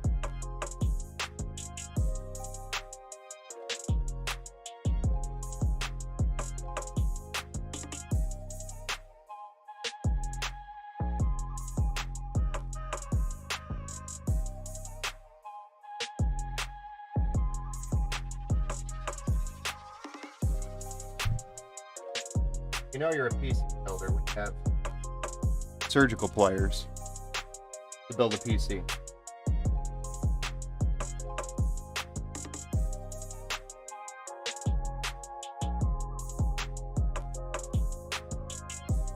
Don't have the steady hand.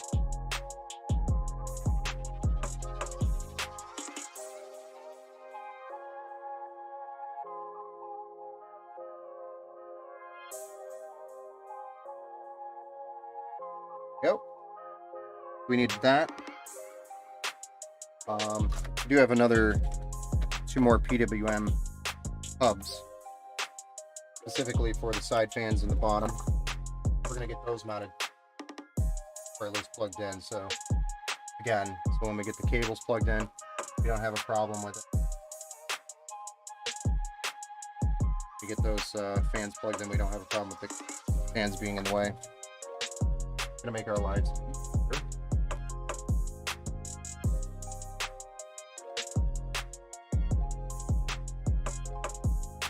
try to.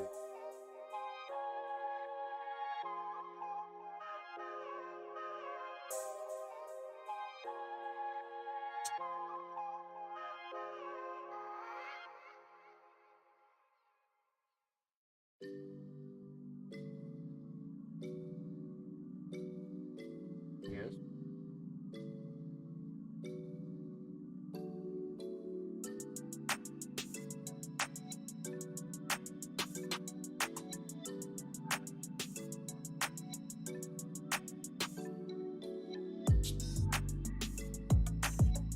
Yep. Now you can't really see it, but I'm trying to get everything plugged in down here best I can.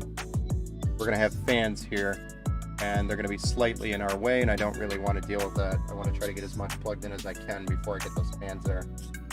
So we have some USB items that we have to plug in, as well as some front panel items and HD audio left that we want to get plugged in before we start installing these fans. So I'm gonna have to rotate the case if I can get to the back. We're gonna pop this panel off.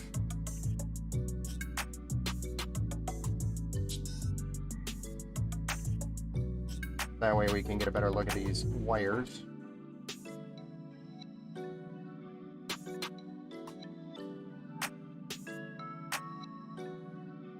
Oh my gosh, wires. So many of them.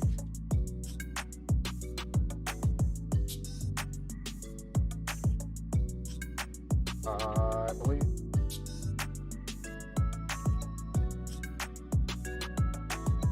Back.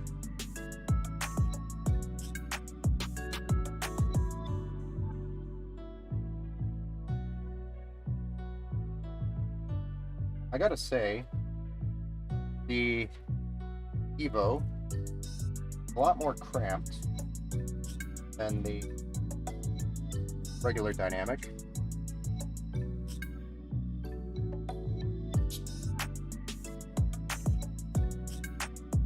On the backside, at least, more cramped.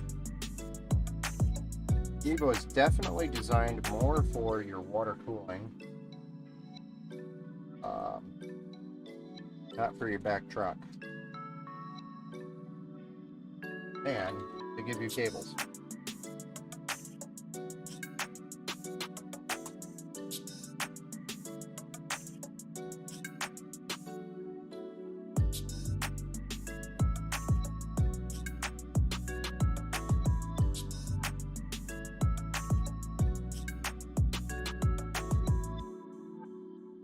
Okay, if I remember correctly, should be sending this guy through here.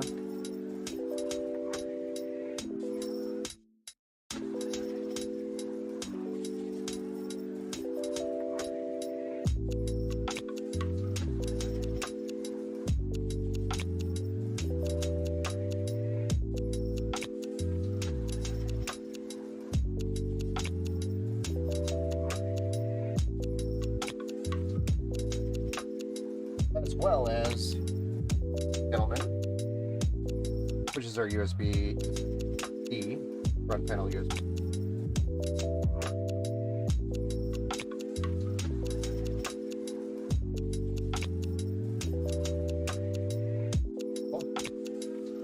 Back does not look beautiful yet, but it's okay, we'll get there. In fact, giving me anxiety. A little bit.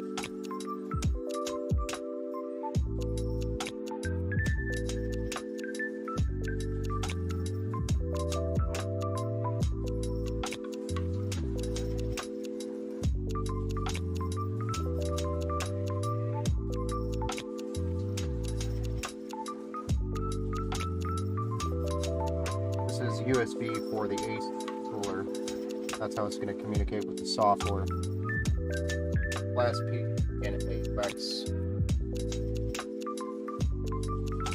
front panel.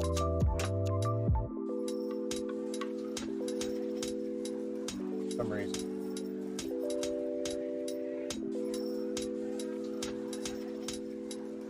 Very interesting audio. Oh, yeah. fans here.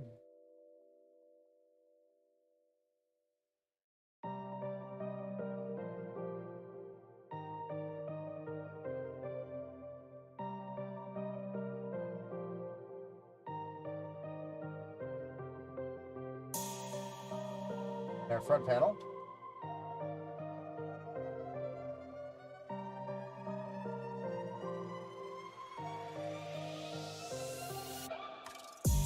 This is going to be our power button for LED, that switch, anything like that. Front panel connection that I just plugged in here. Alright, so now that we got all that plugged in, let's kind of see what I'm talking about. You see all those cables down here, they're all plugged in. We just wanted to make sure we got all those plugged in before we started putting fans in. It just becomes a little bit of a pain when you're trying to do the fans down here. So we've got another tray, which is nice. More of a reason why I think this case was more designed for water cooling with all these trays.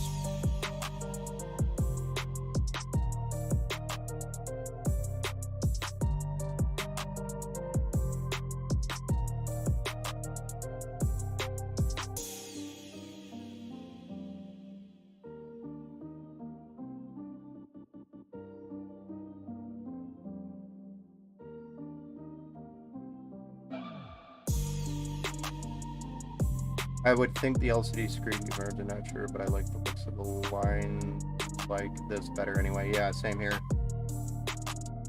Looks way better. Fans. I just had a box of them. I don't know how you can work fans, but I somehow managed to find a way.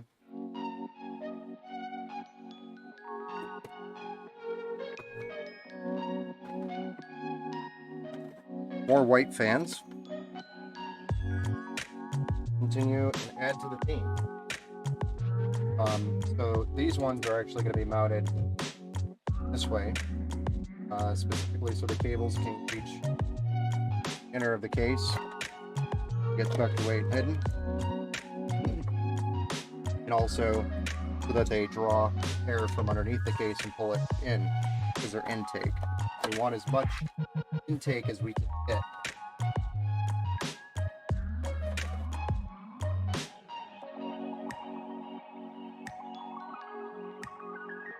Now we're going to mount these.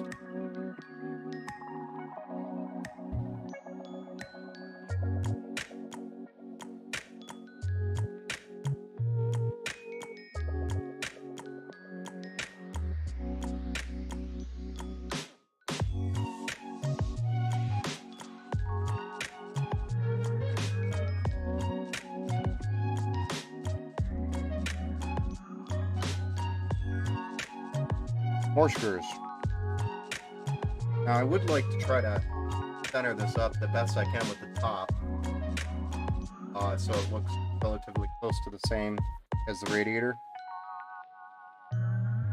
Better aesthetics.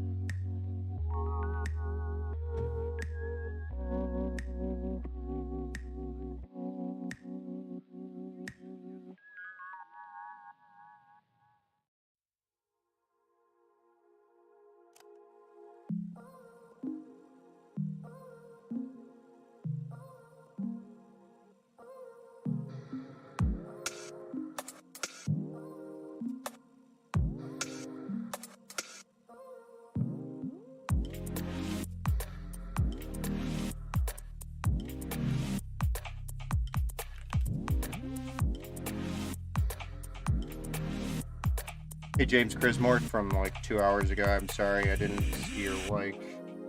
That was when I was experiencing some frantic situations with the twist ties and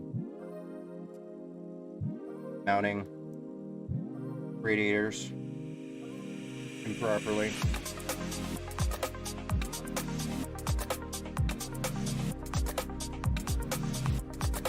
We're just having a good old time over here. I'm just kidding, church. Don't think I'm not having a good time. I'm actually really enjoying myself. Beautiful.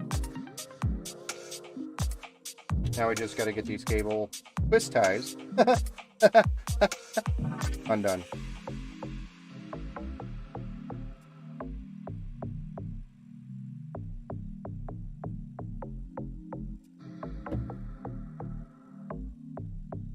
That one went to the floor because I didn't like it.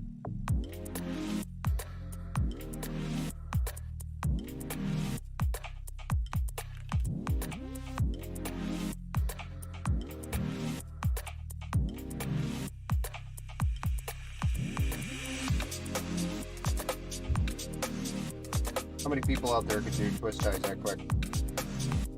Just did 6. I don't know if it's a gift or a curse. Alright. Now we gotta poke these cables through the back side of the case. Want to try to do that so that we can hide the cables the best we can. I'm gonna try to give you guys a view here of what I'm doing. If I could position this in such a way. The camera is slightly cockeyed. Yep. I must have bumped my camera at some point. But I'll show you what I'm dealing with. So these cables need to go through these holes down here. That way we can hide the cables. The problem is, they don't like to cooperate.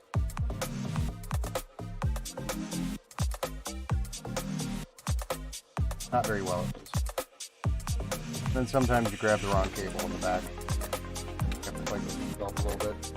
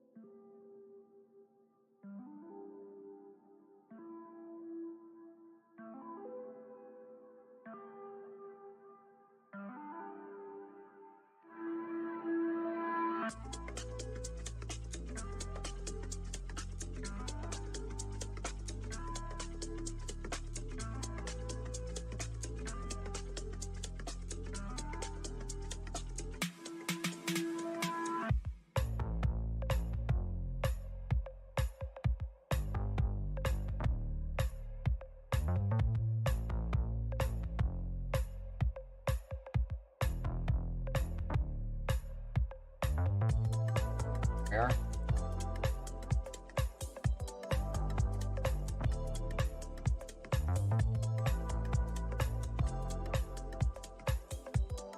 Okay, lovely.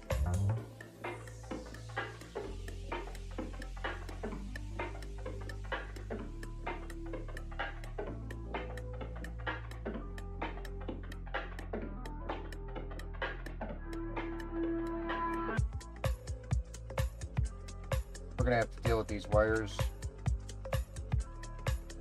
Get them all cleaned up. Cable management is a big thing for me. So, anyway, we got those bottom fans installed.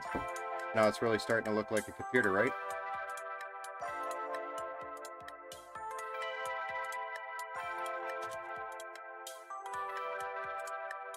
Fight with the magnetic strip.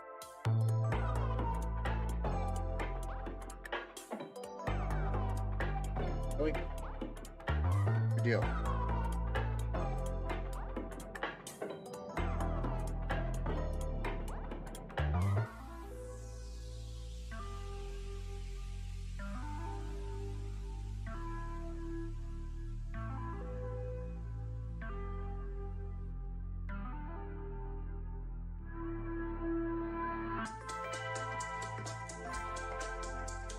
There we go.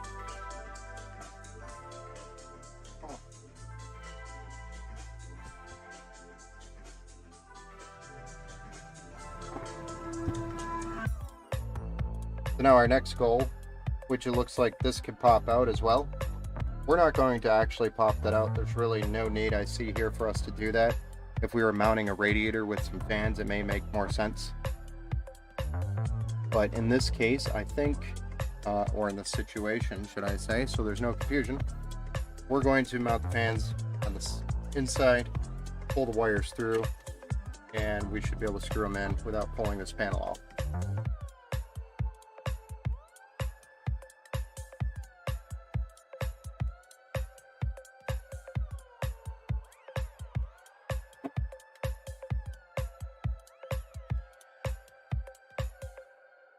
Three more fans.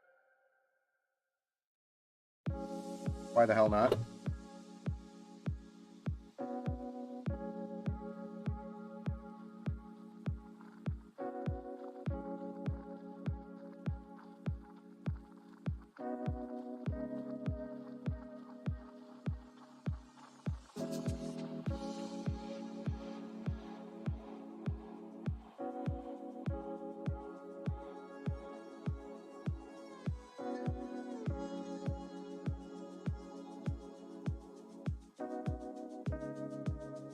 And we're going to make sure that this is, again, intake.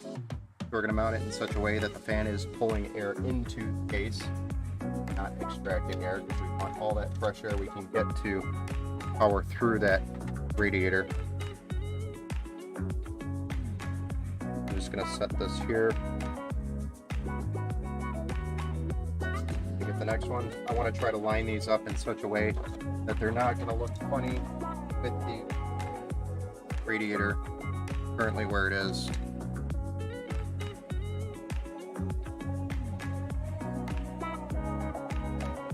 I want to try to balance that with the radiator on top, meaning I don't want it cutting off as on the side, so you can at least see the three fans clearly. So we're going to position these before we mount them.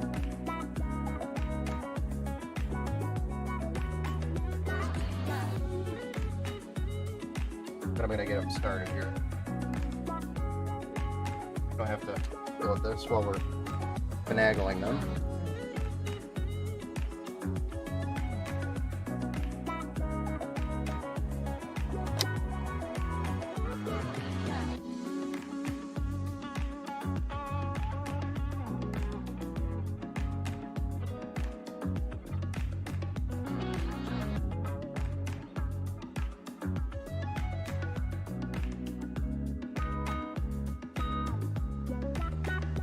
So do you get anxiety when you look at this back of this thing? I mean,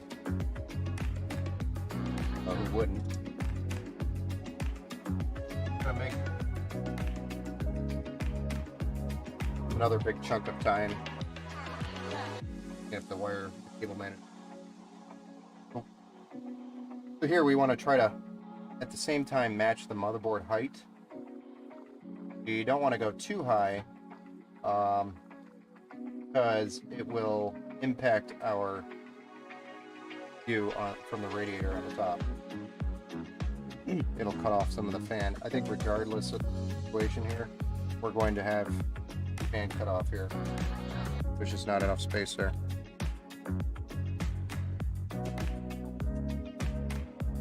The Evo, I was able to pull that off pretty well.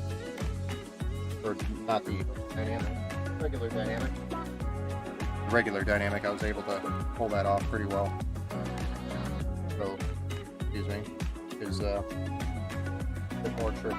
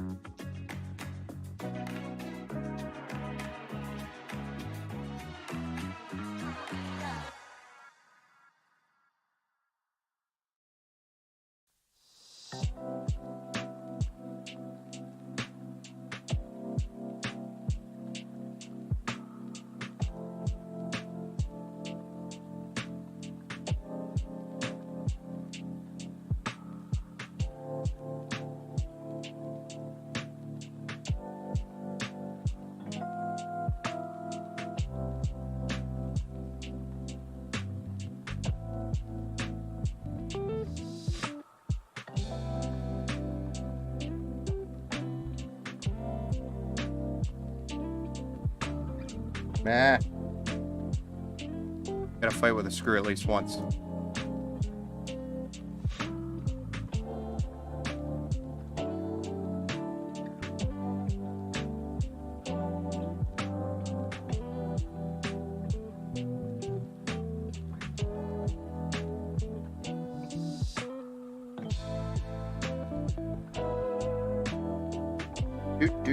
Do.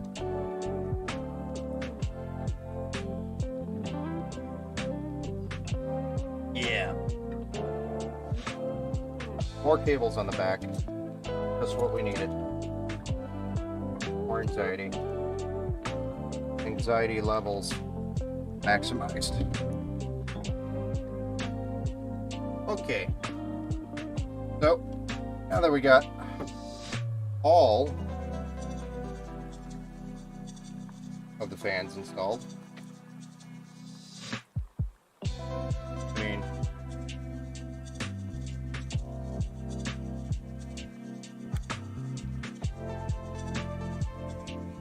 thing is looking a little beastly. Is that white enough for you, or do you need more white? What do you think? Hey, Eamon. Thank you for the like. I appreciate you, sir. Well, I like it. I think that was no, I like it, but it came out mo, like excitement. Yeah, it's really starting to pop. I really can't wait until we get that back plate, because we're still missing that. It's still not here. I think it's definitely going to be here tomorrow. So that's the one item that we're still waiting on, is that back plate for the graphics card.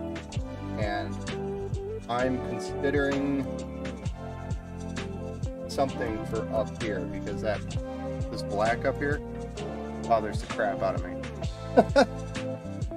I don't know what I would do. Maybe I don't know, a piece of metal or plastic with some wrap on it, and get some magnets. Magnet to the radiator, so it's removable, just to hide some of that black. What do you think? Should I do it? Not tonight, but like before I hand it off to you. That bothers me.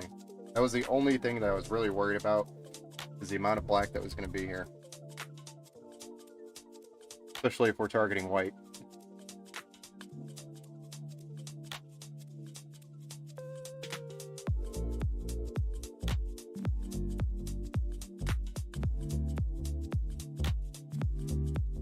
White magnet would be cool. Yeah. I've actually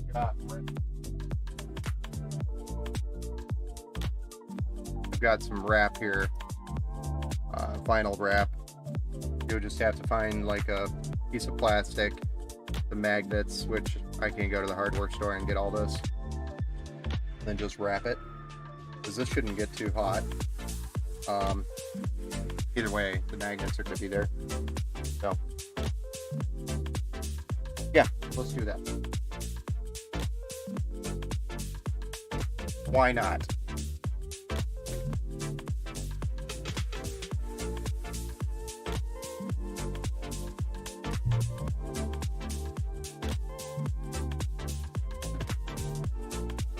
All right.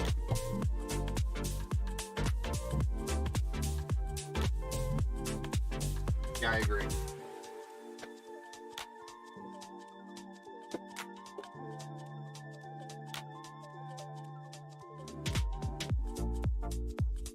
The moment you've probably been waiting for. Your 3090 Ti unboxing. The reason why I say that is because it's the most expensive component in the entire build.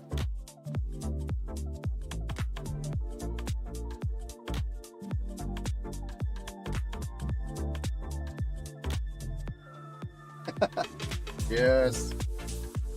So I've got the box opened here. I'm going to slide it out, hopefully not upside down. I'll stand it up so it's not for sure upside down. Let me examine the box. Okay. I was upside down. And we can open this thing.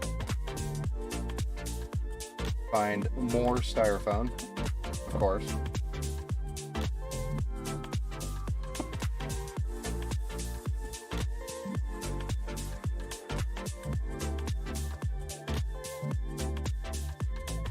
I think I'm gonna have to use 2 hands to get this thing out. Oh my gosh, it's big.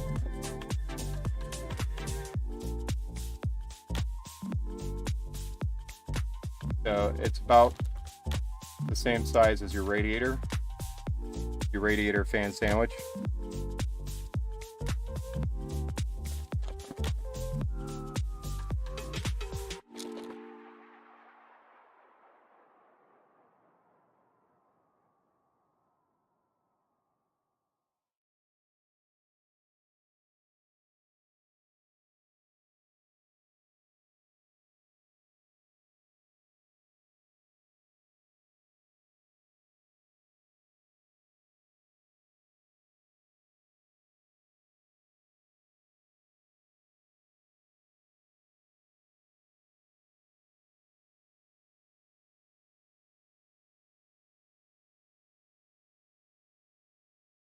This thing is wrapped in plastic.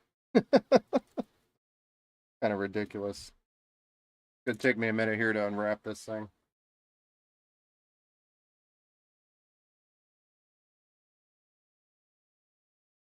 It is just sealed up, man.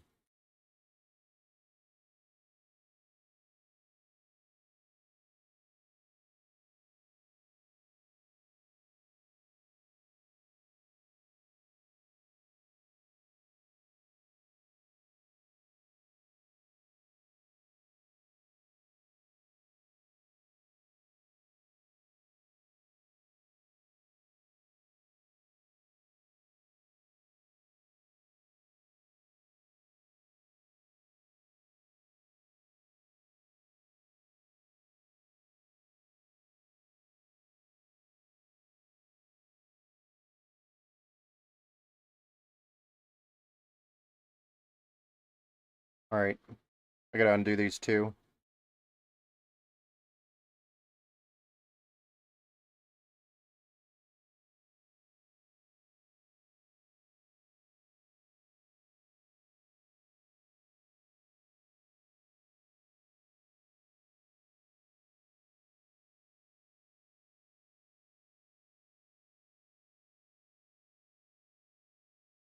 Looks like it actually requires 3.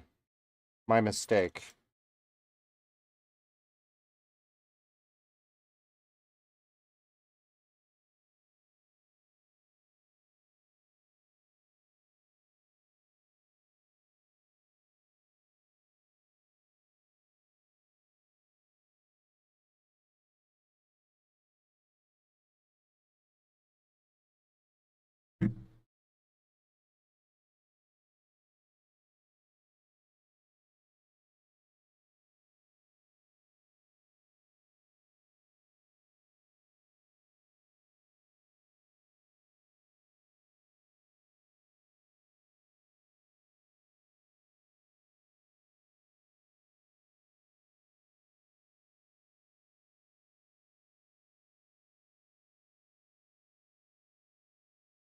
That is a tight fit.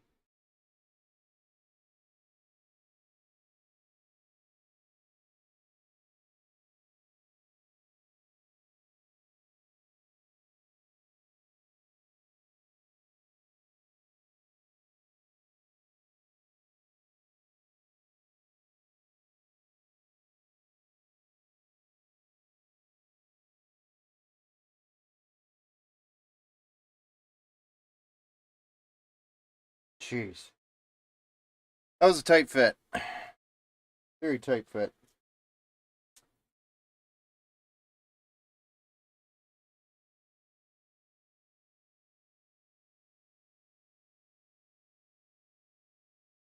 Barely my hand width gap between the card and the glass. Just something to reference.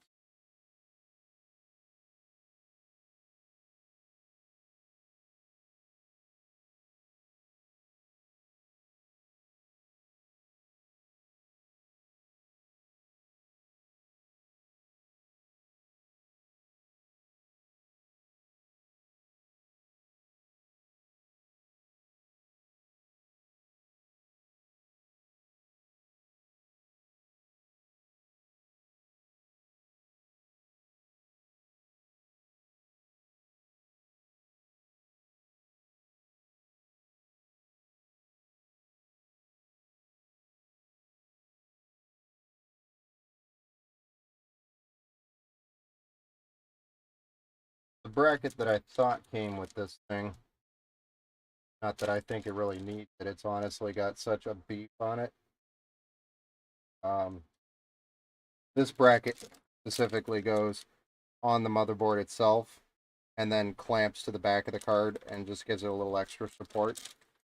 But I mean, that fit was so tight, this thing is not moving, and I don't even have it screwed in. I'm not really worried about mounting this. Plus, I don't think it's going to work with the heatsink on this motherboard. Not very well, anyway. I think it's going to be fine, and if we need something, we can get a third-party mount if we start seeing sag.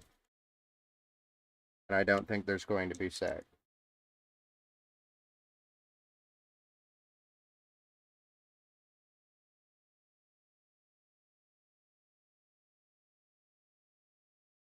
I told you that you weren't going to see that thing down there on that motherboard. The card was going to hide it.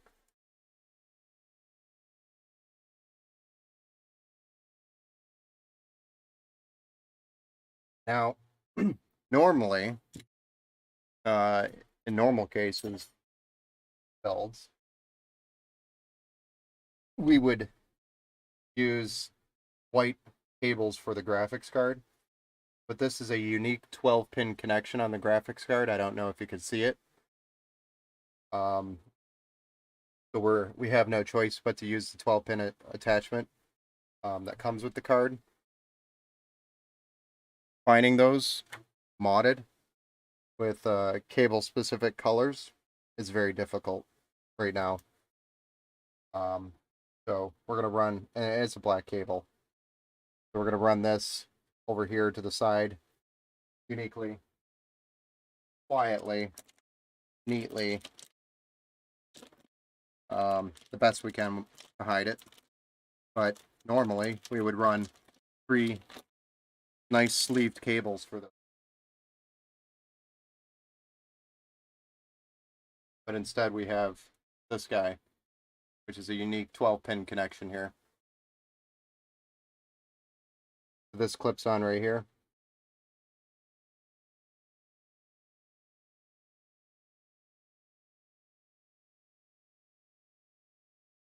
Maybe. Can only go on one way.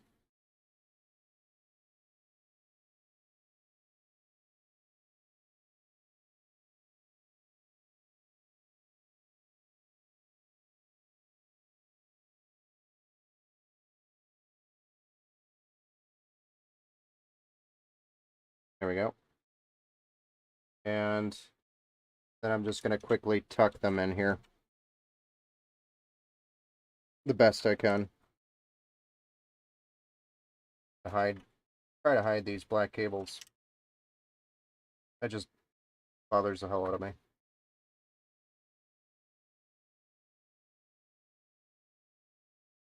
I knew they were talking about doing this to the 3090 Ti using the Founder 12-pin. I didn't know that they actually started doing it.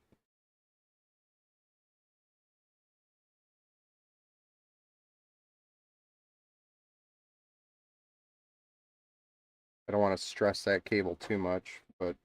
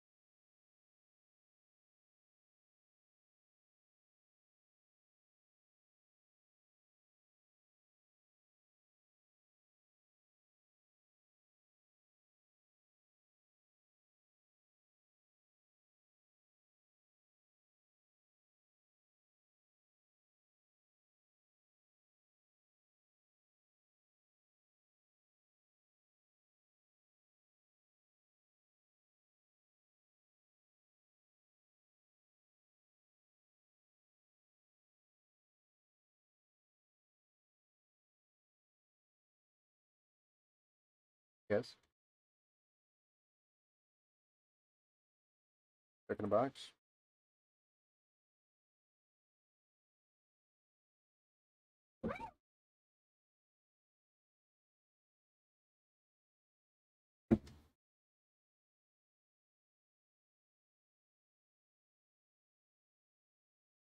But it's okay. We'll get through this.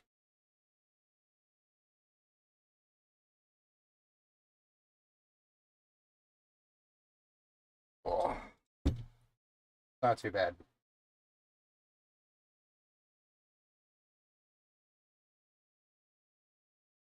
Okay. So what are we thinking? Look good? What do you think?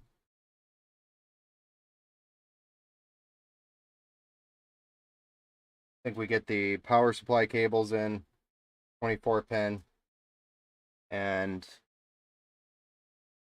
there.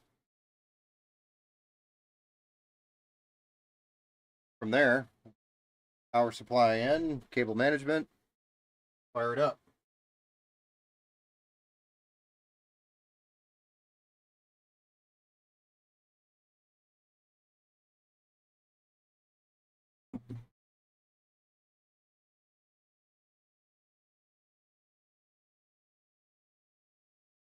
We could try to find an adapter for these cables because that bothers me, but I don't think we're going to find one.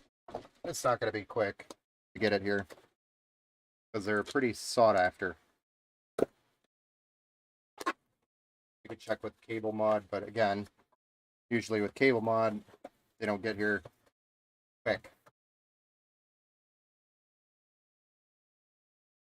So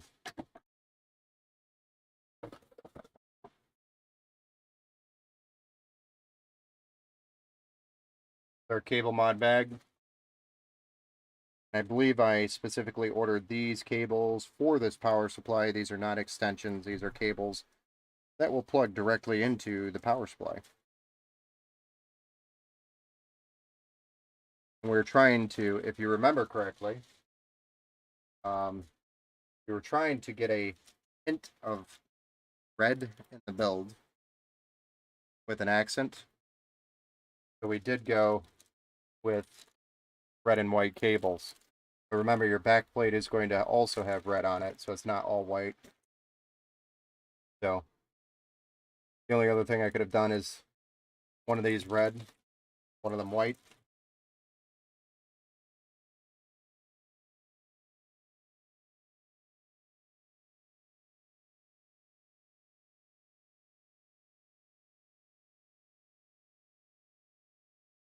I believe we have cable extension or cable combs. Yep.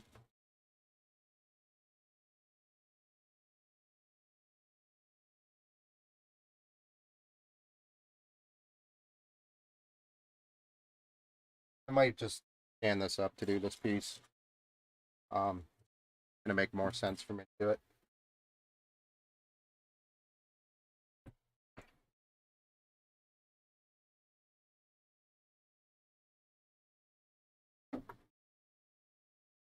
Sorry. Where I need side profile view for y'all. I'll start the cables and then I'll flip it back over.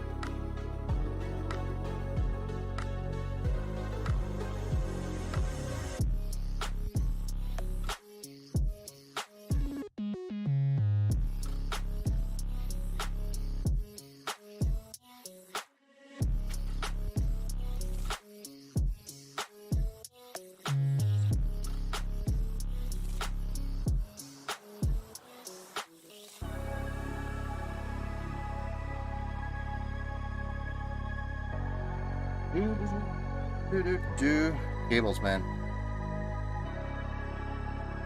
Best part of waking up. Dealing with the cables.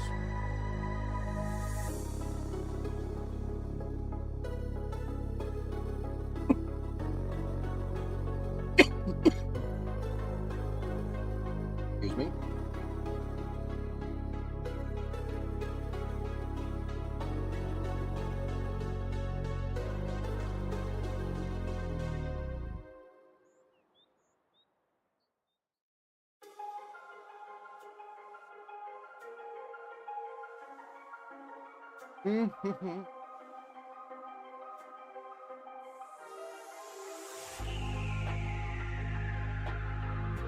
Thought you guys might like some more music since it looks like we ran out of music. So I started up the music again.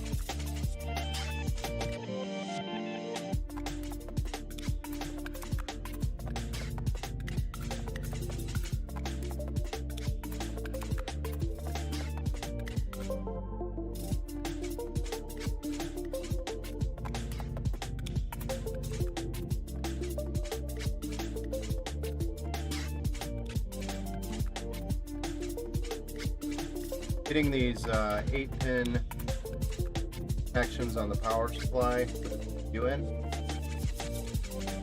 I've done it before we put the radiator in. I knew I would regret this. Actually what I'm fighting with right now. The top right corner. In my head I noted that that was going to be a pain in the butt. I even thought of doing it before the radiator was put in. I should have followed through with that thought.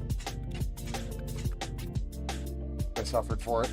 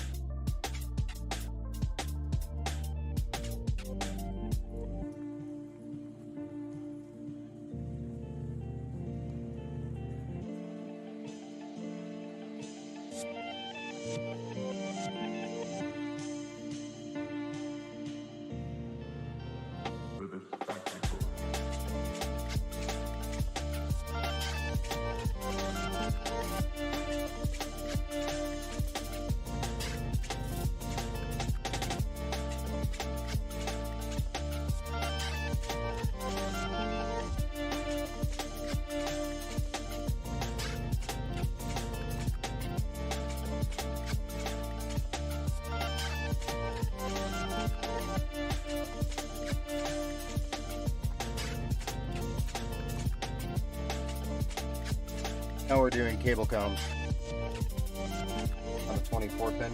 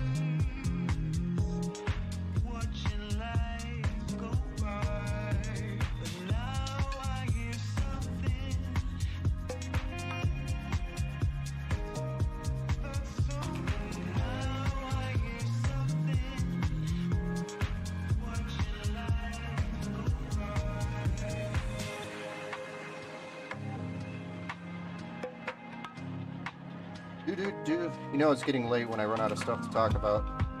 Caffeine's starting to wear off, man. Kind of floating here at this point.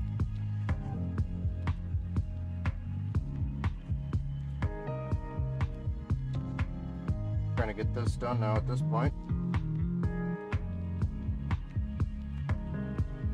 Go.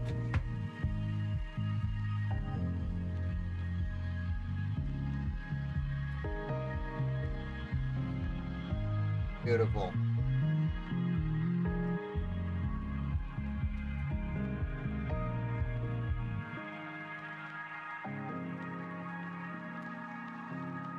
Right?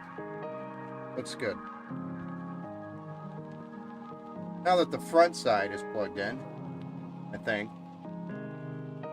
for the most part, everything, then we get the back side to plug in.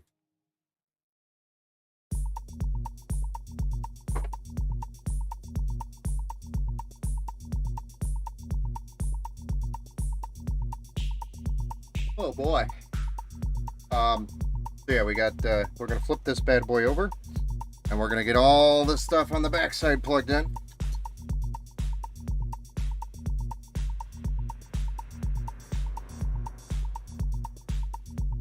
Only a few things, don't worry.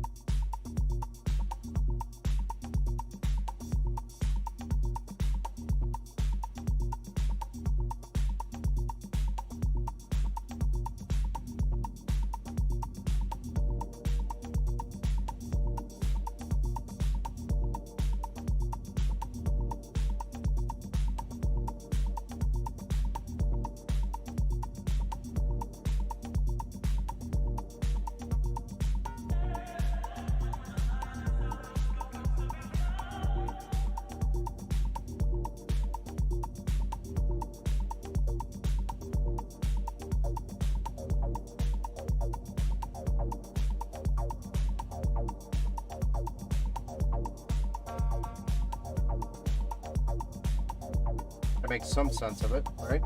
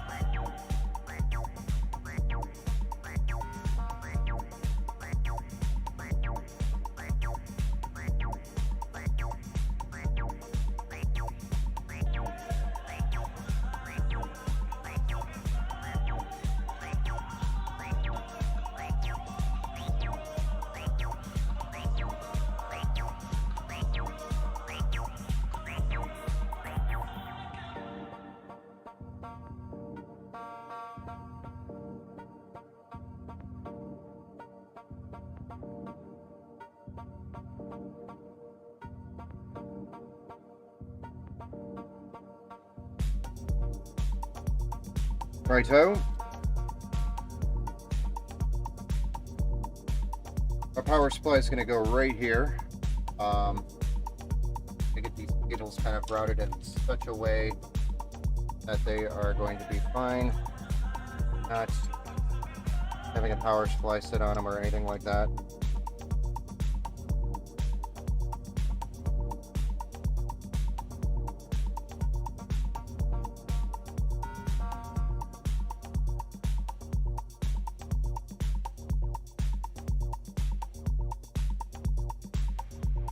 Obviously, we want the fan facing up, which is where the ventilation is going to be for the power supply itself.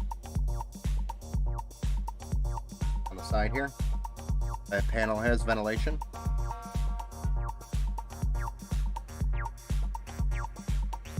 That is a super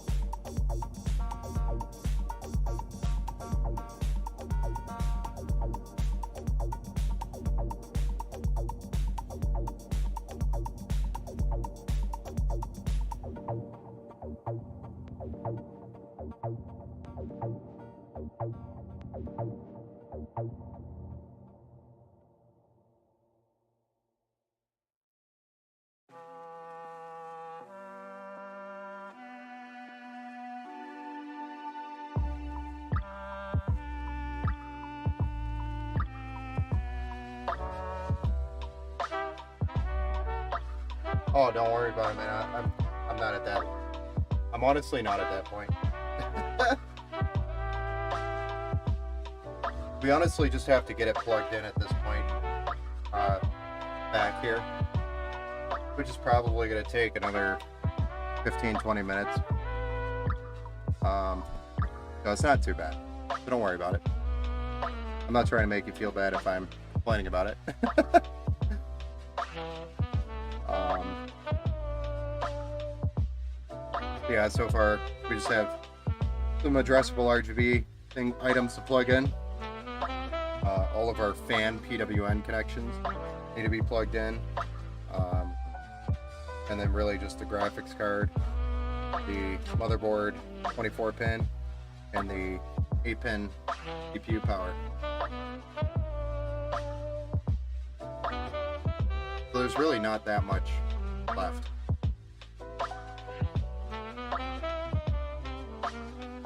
And then also cable management, which is, I might actually, for the sake of the stream, get it all plugged in, come back to this tomorrow morning, and redo the cable management, or do it tidy.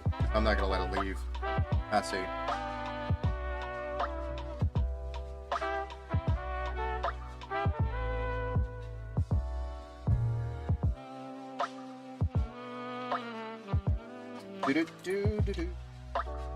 But don't think I'm like complaining about it to complain.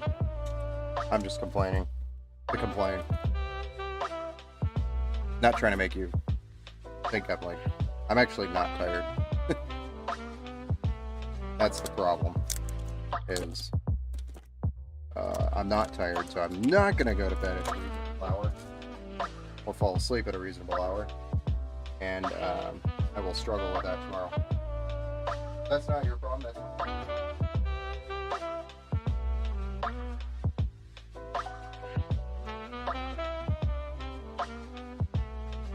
That is my problem, not yours.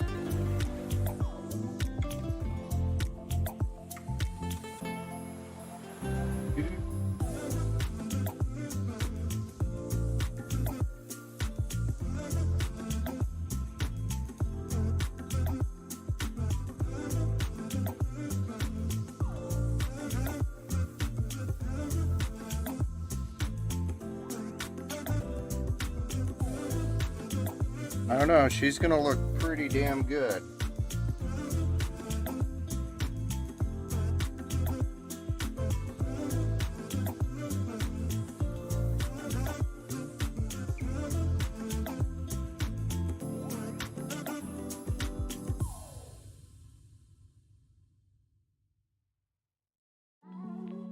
Pretty good.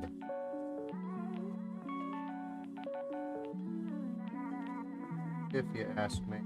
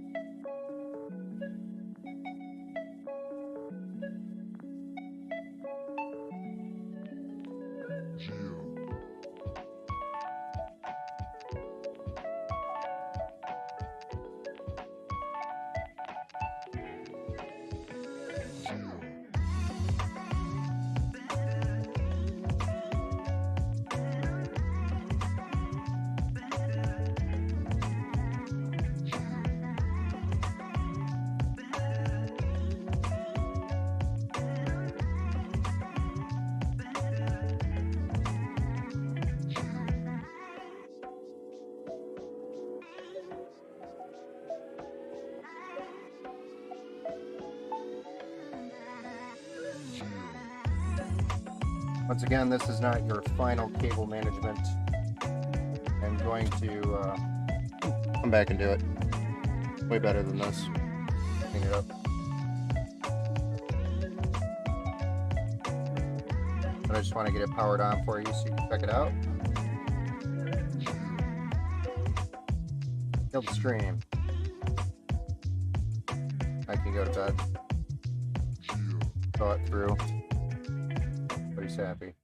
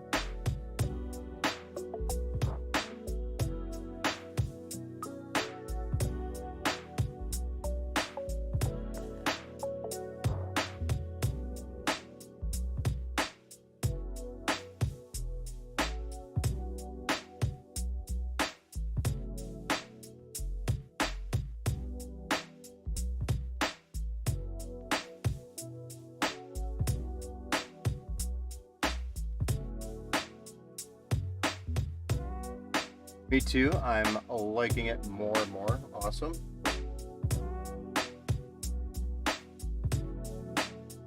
Sorry, I wasn't paying attention. I'm just kind of focused right now, trying to plan this wire management, because it's tricky with the power supply where it is. I could pull the power supply out and make this probably a little bit easier, but I've already got it mounted now that I see that it's really tight, because it is a little bit longer of a power supply than normal size, so it's taking up a little more room, because it's 1200 watt. I knew it would be, but I'm just trying to plan this because the 24 pin is down low, deeper in here. VGA is up here, so I just want to make sure I plug these in all at the right times. Like this one, I'm gonna have to probably unplug to do this 24 pin, and then CPU there, so we're good. Gotta do 24 pin.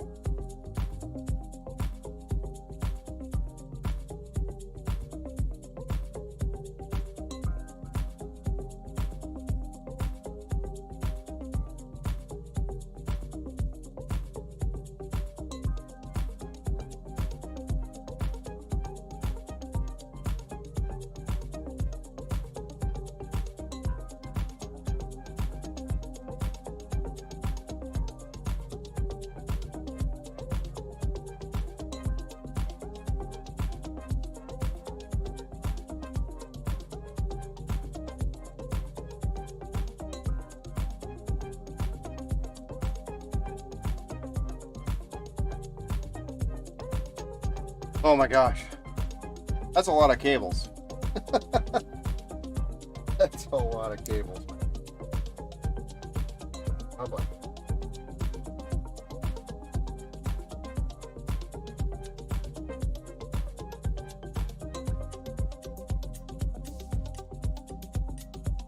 So we wanted to make sure that we left the fan and RGB for the most part as accessible as possible. The only one that's not is really the center, and it's right here.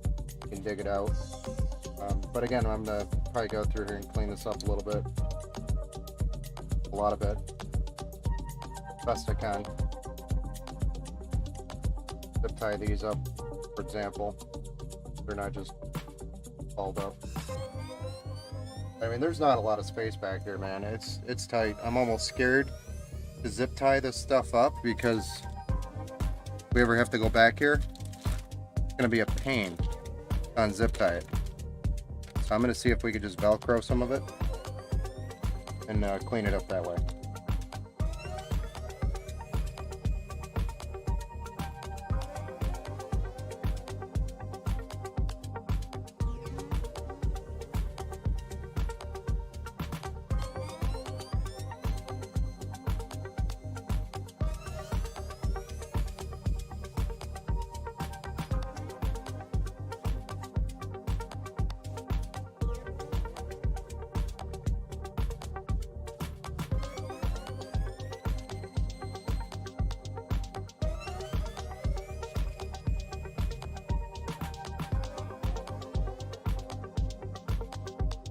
These are 5-volt addressable RGB pins that I'm playing with right now.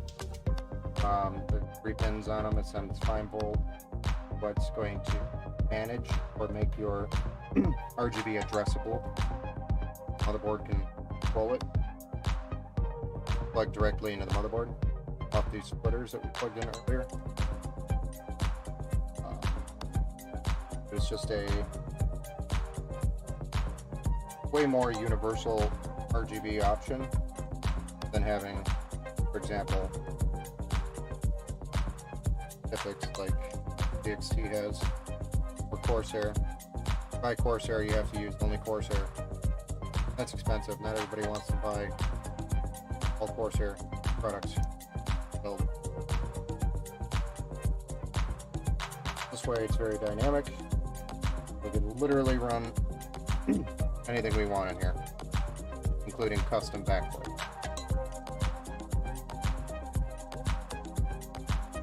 And if we wanted to go with Leon Lee later, we could go with Leon Lee. Sorts of good stuff like that. Okay. There. I think we're all plugged in. Crap.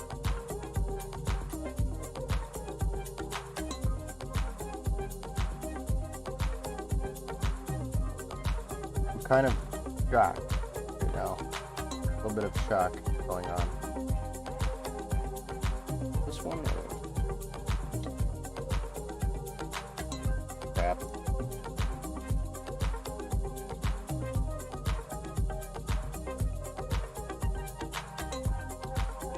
Trust me.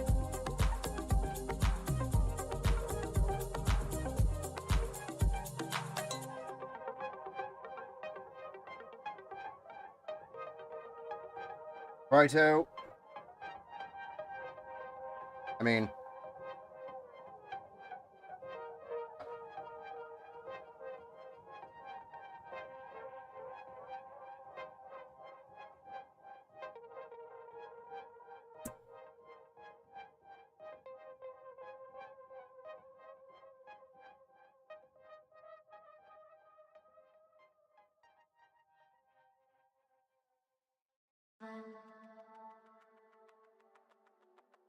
oh.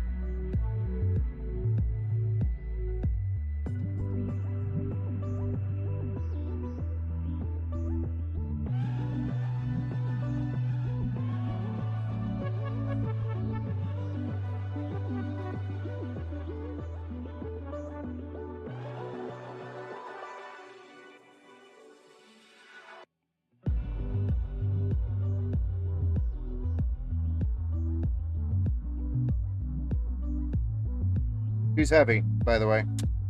You're gonna be lifting weights when you come pick this thing up, just so you're aware. You're gonna be benching close to, let's say this is probably 50 pounds or close to it. Got weight.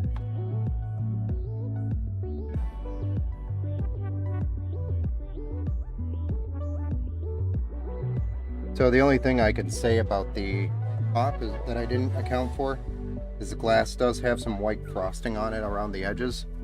So I'm going to see if that covers up a little of that black radiator on the top here. And if it covers up enough of it, we really don't have to worry about that idea that I had earlier.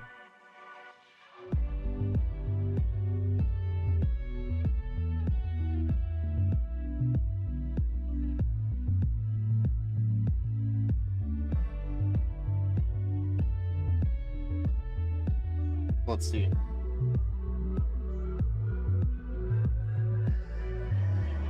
Frosting actually might cover up a little bit. It's still not enough.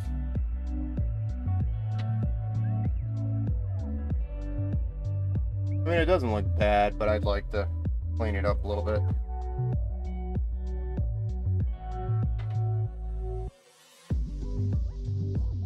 All right.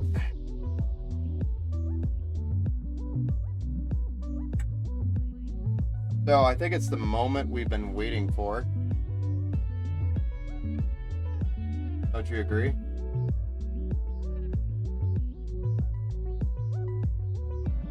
We'll see if it posts and actually turns on.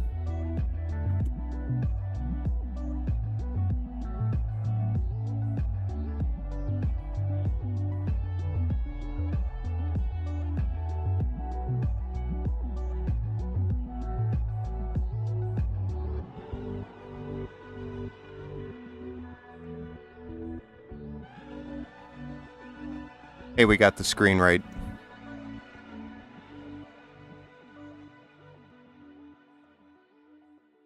Good call, sir.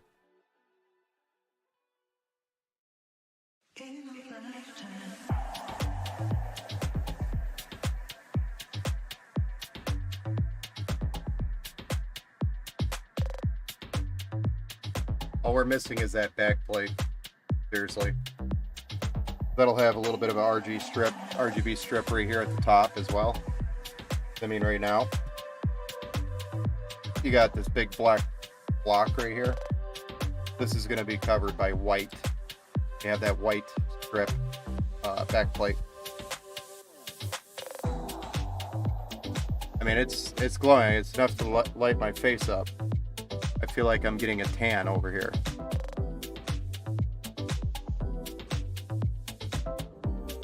We have a post. All 64 gigabytes of RAM's checked in.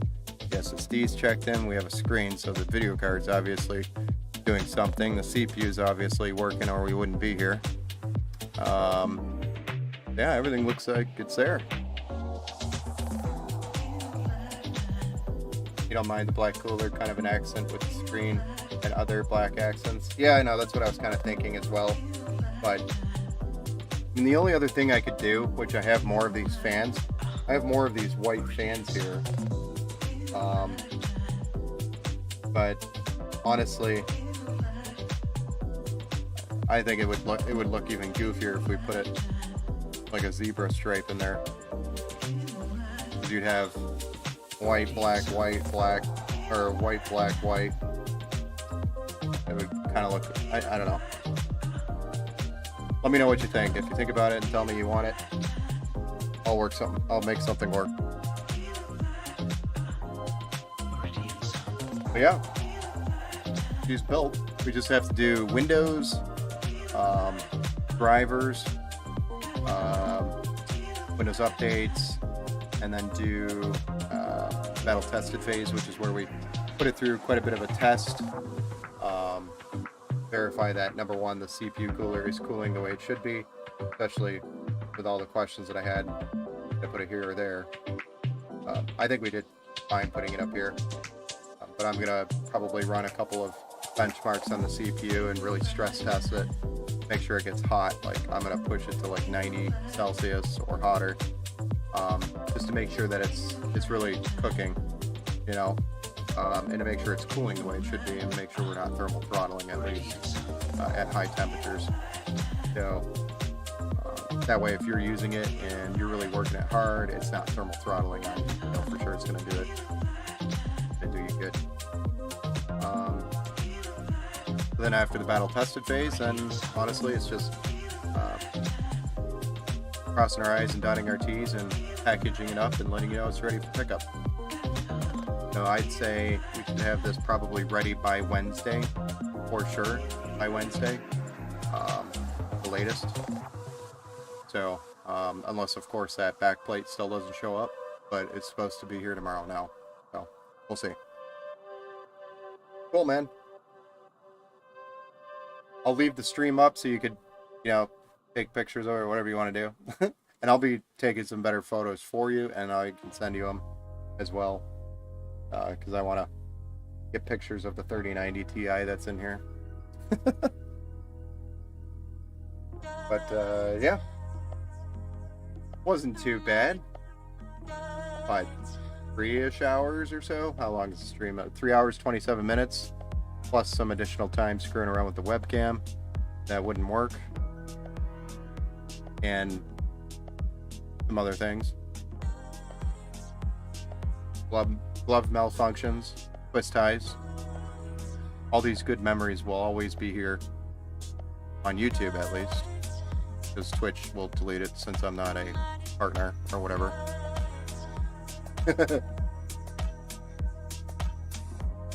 But this you could find this on YouTube, Facebook, and Twitch. But Twitch will delete it after a certain amount of time, so our Facebook and YouTube channel will have it. If you ever want to share it later, like 2 or 3 months from now, that's where you can look for it. I can even chop up and make a special video if you want one. Like a speed build through it, like a 30-minute, 15-minute build. Cool, man. I'll leave this up. I'm gonna go start the process of trying to get myself to go to sleep. I don't know how well that's gonna work out. We'll see. But I'll leave this up for a few. And yeah, let me know if you have any questions. And if not, I will definitely see you around Wednesday. Have a good night, guys. Thanks for watching it. No problem, man. It was a pleasure. And don't think I'm like I'm not tired. Trust me, I'm not tired. I'm wired, actually. I'm very wired. It's the problem is going to sleep so I can wake up tomorrow. Getting myself to go to sleep. That's where the problem is. So we're good. And yeah, it turned out beautifully. I love it. This is why I do it. Cool, man. Have a good night. See you Wednesday for sure.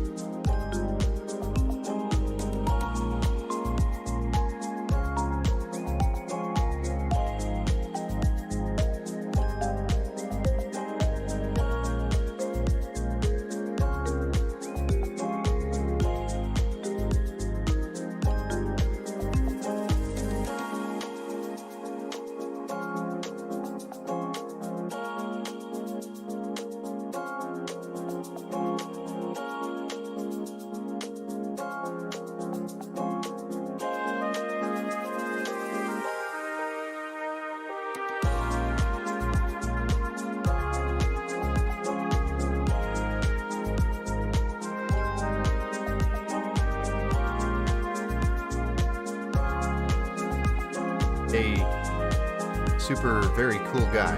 Thanks for stopping by and saying hello.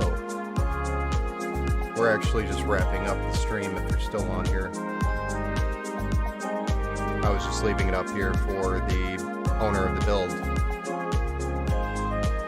A couple of notes on the build itself.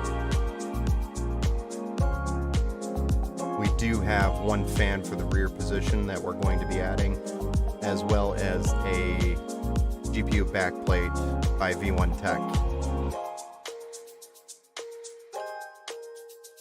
So it is not 100% complete, though it is close. V1 Tech backplate was not here in time for the build, so that should actually be here tomorrow, and that's when I'll just add that other fan in the rear. It's going to be a tight squeeze on that fan, though. If you can see, the radiator's kind of taking up some of that space up at the top on the rear. Anyways, I am done for the evening. I hope you all enjoyed the stream. Be sure to like, share, follow,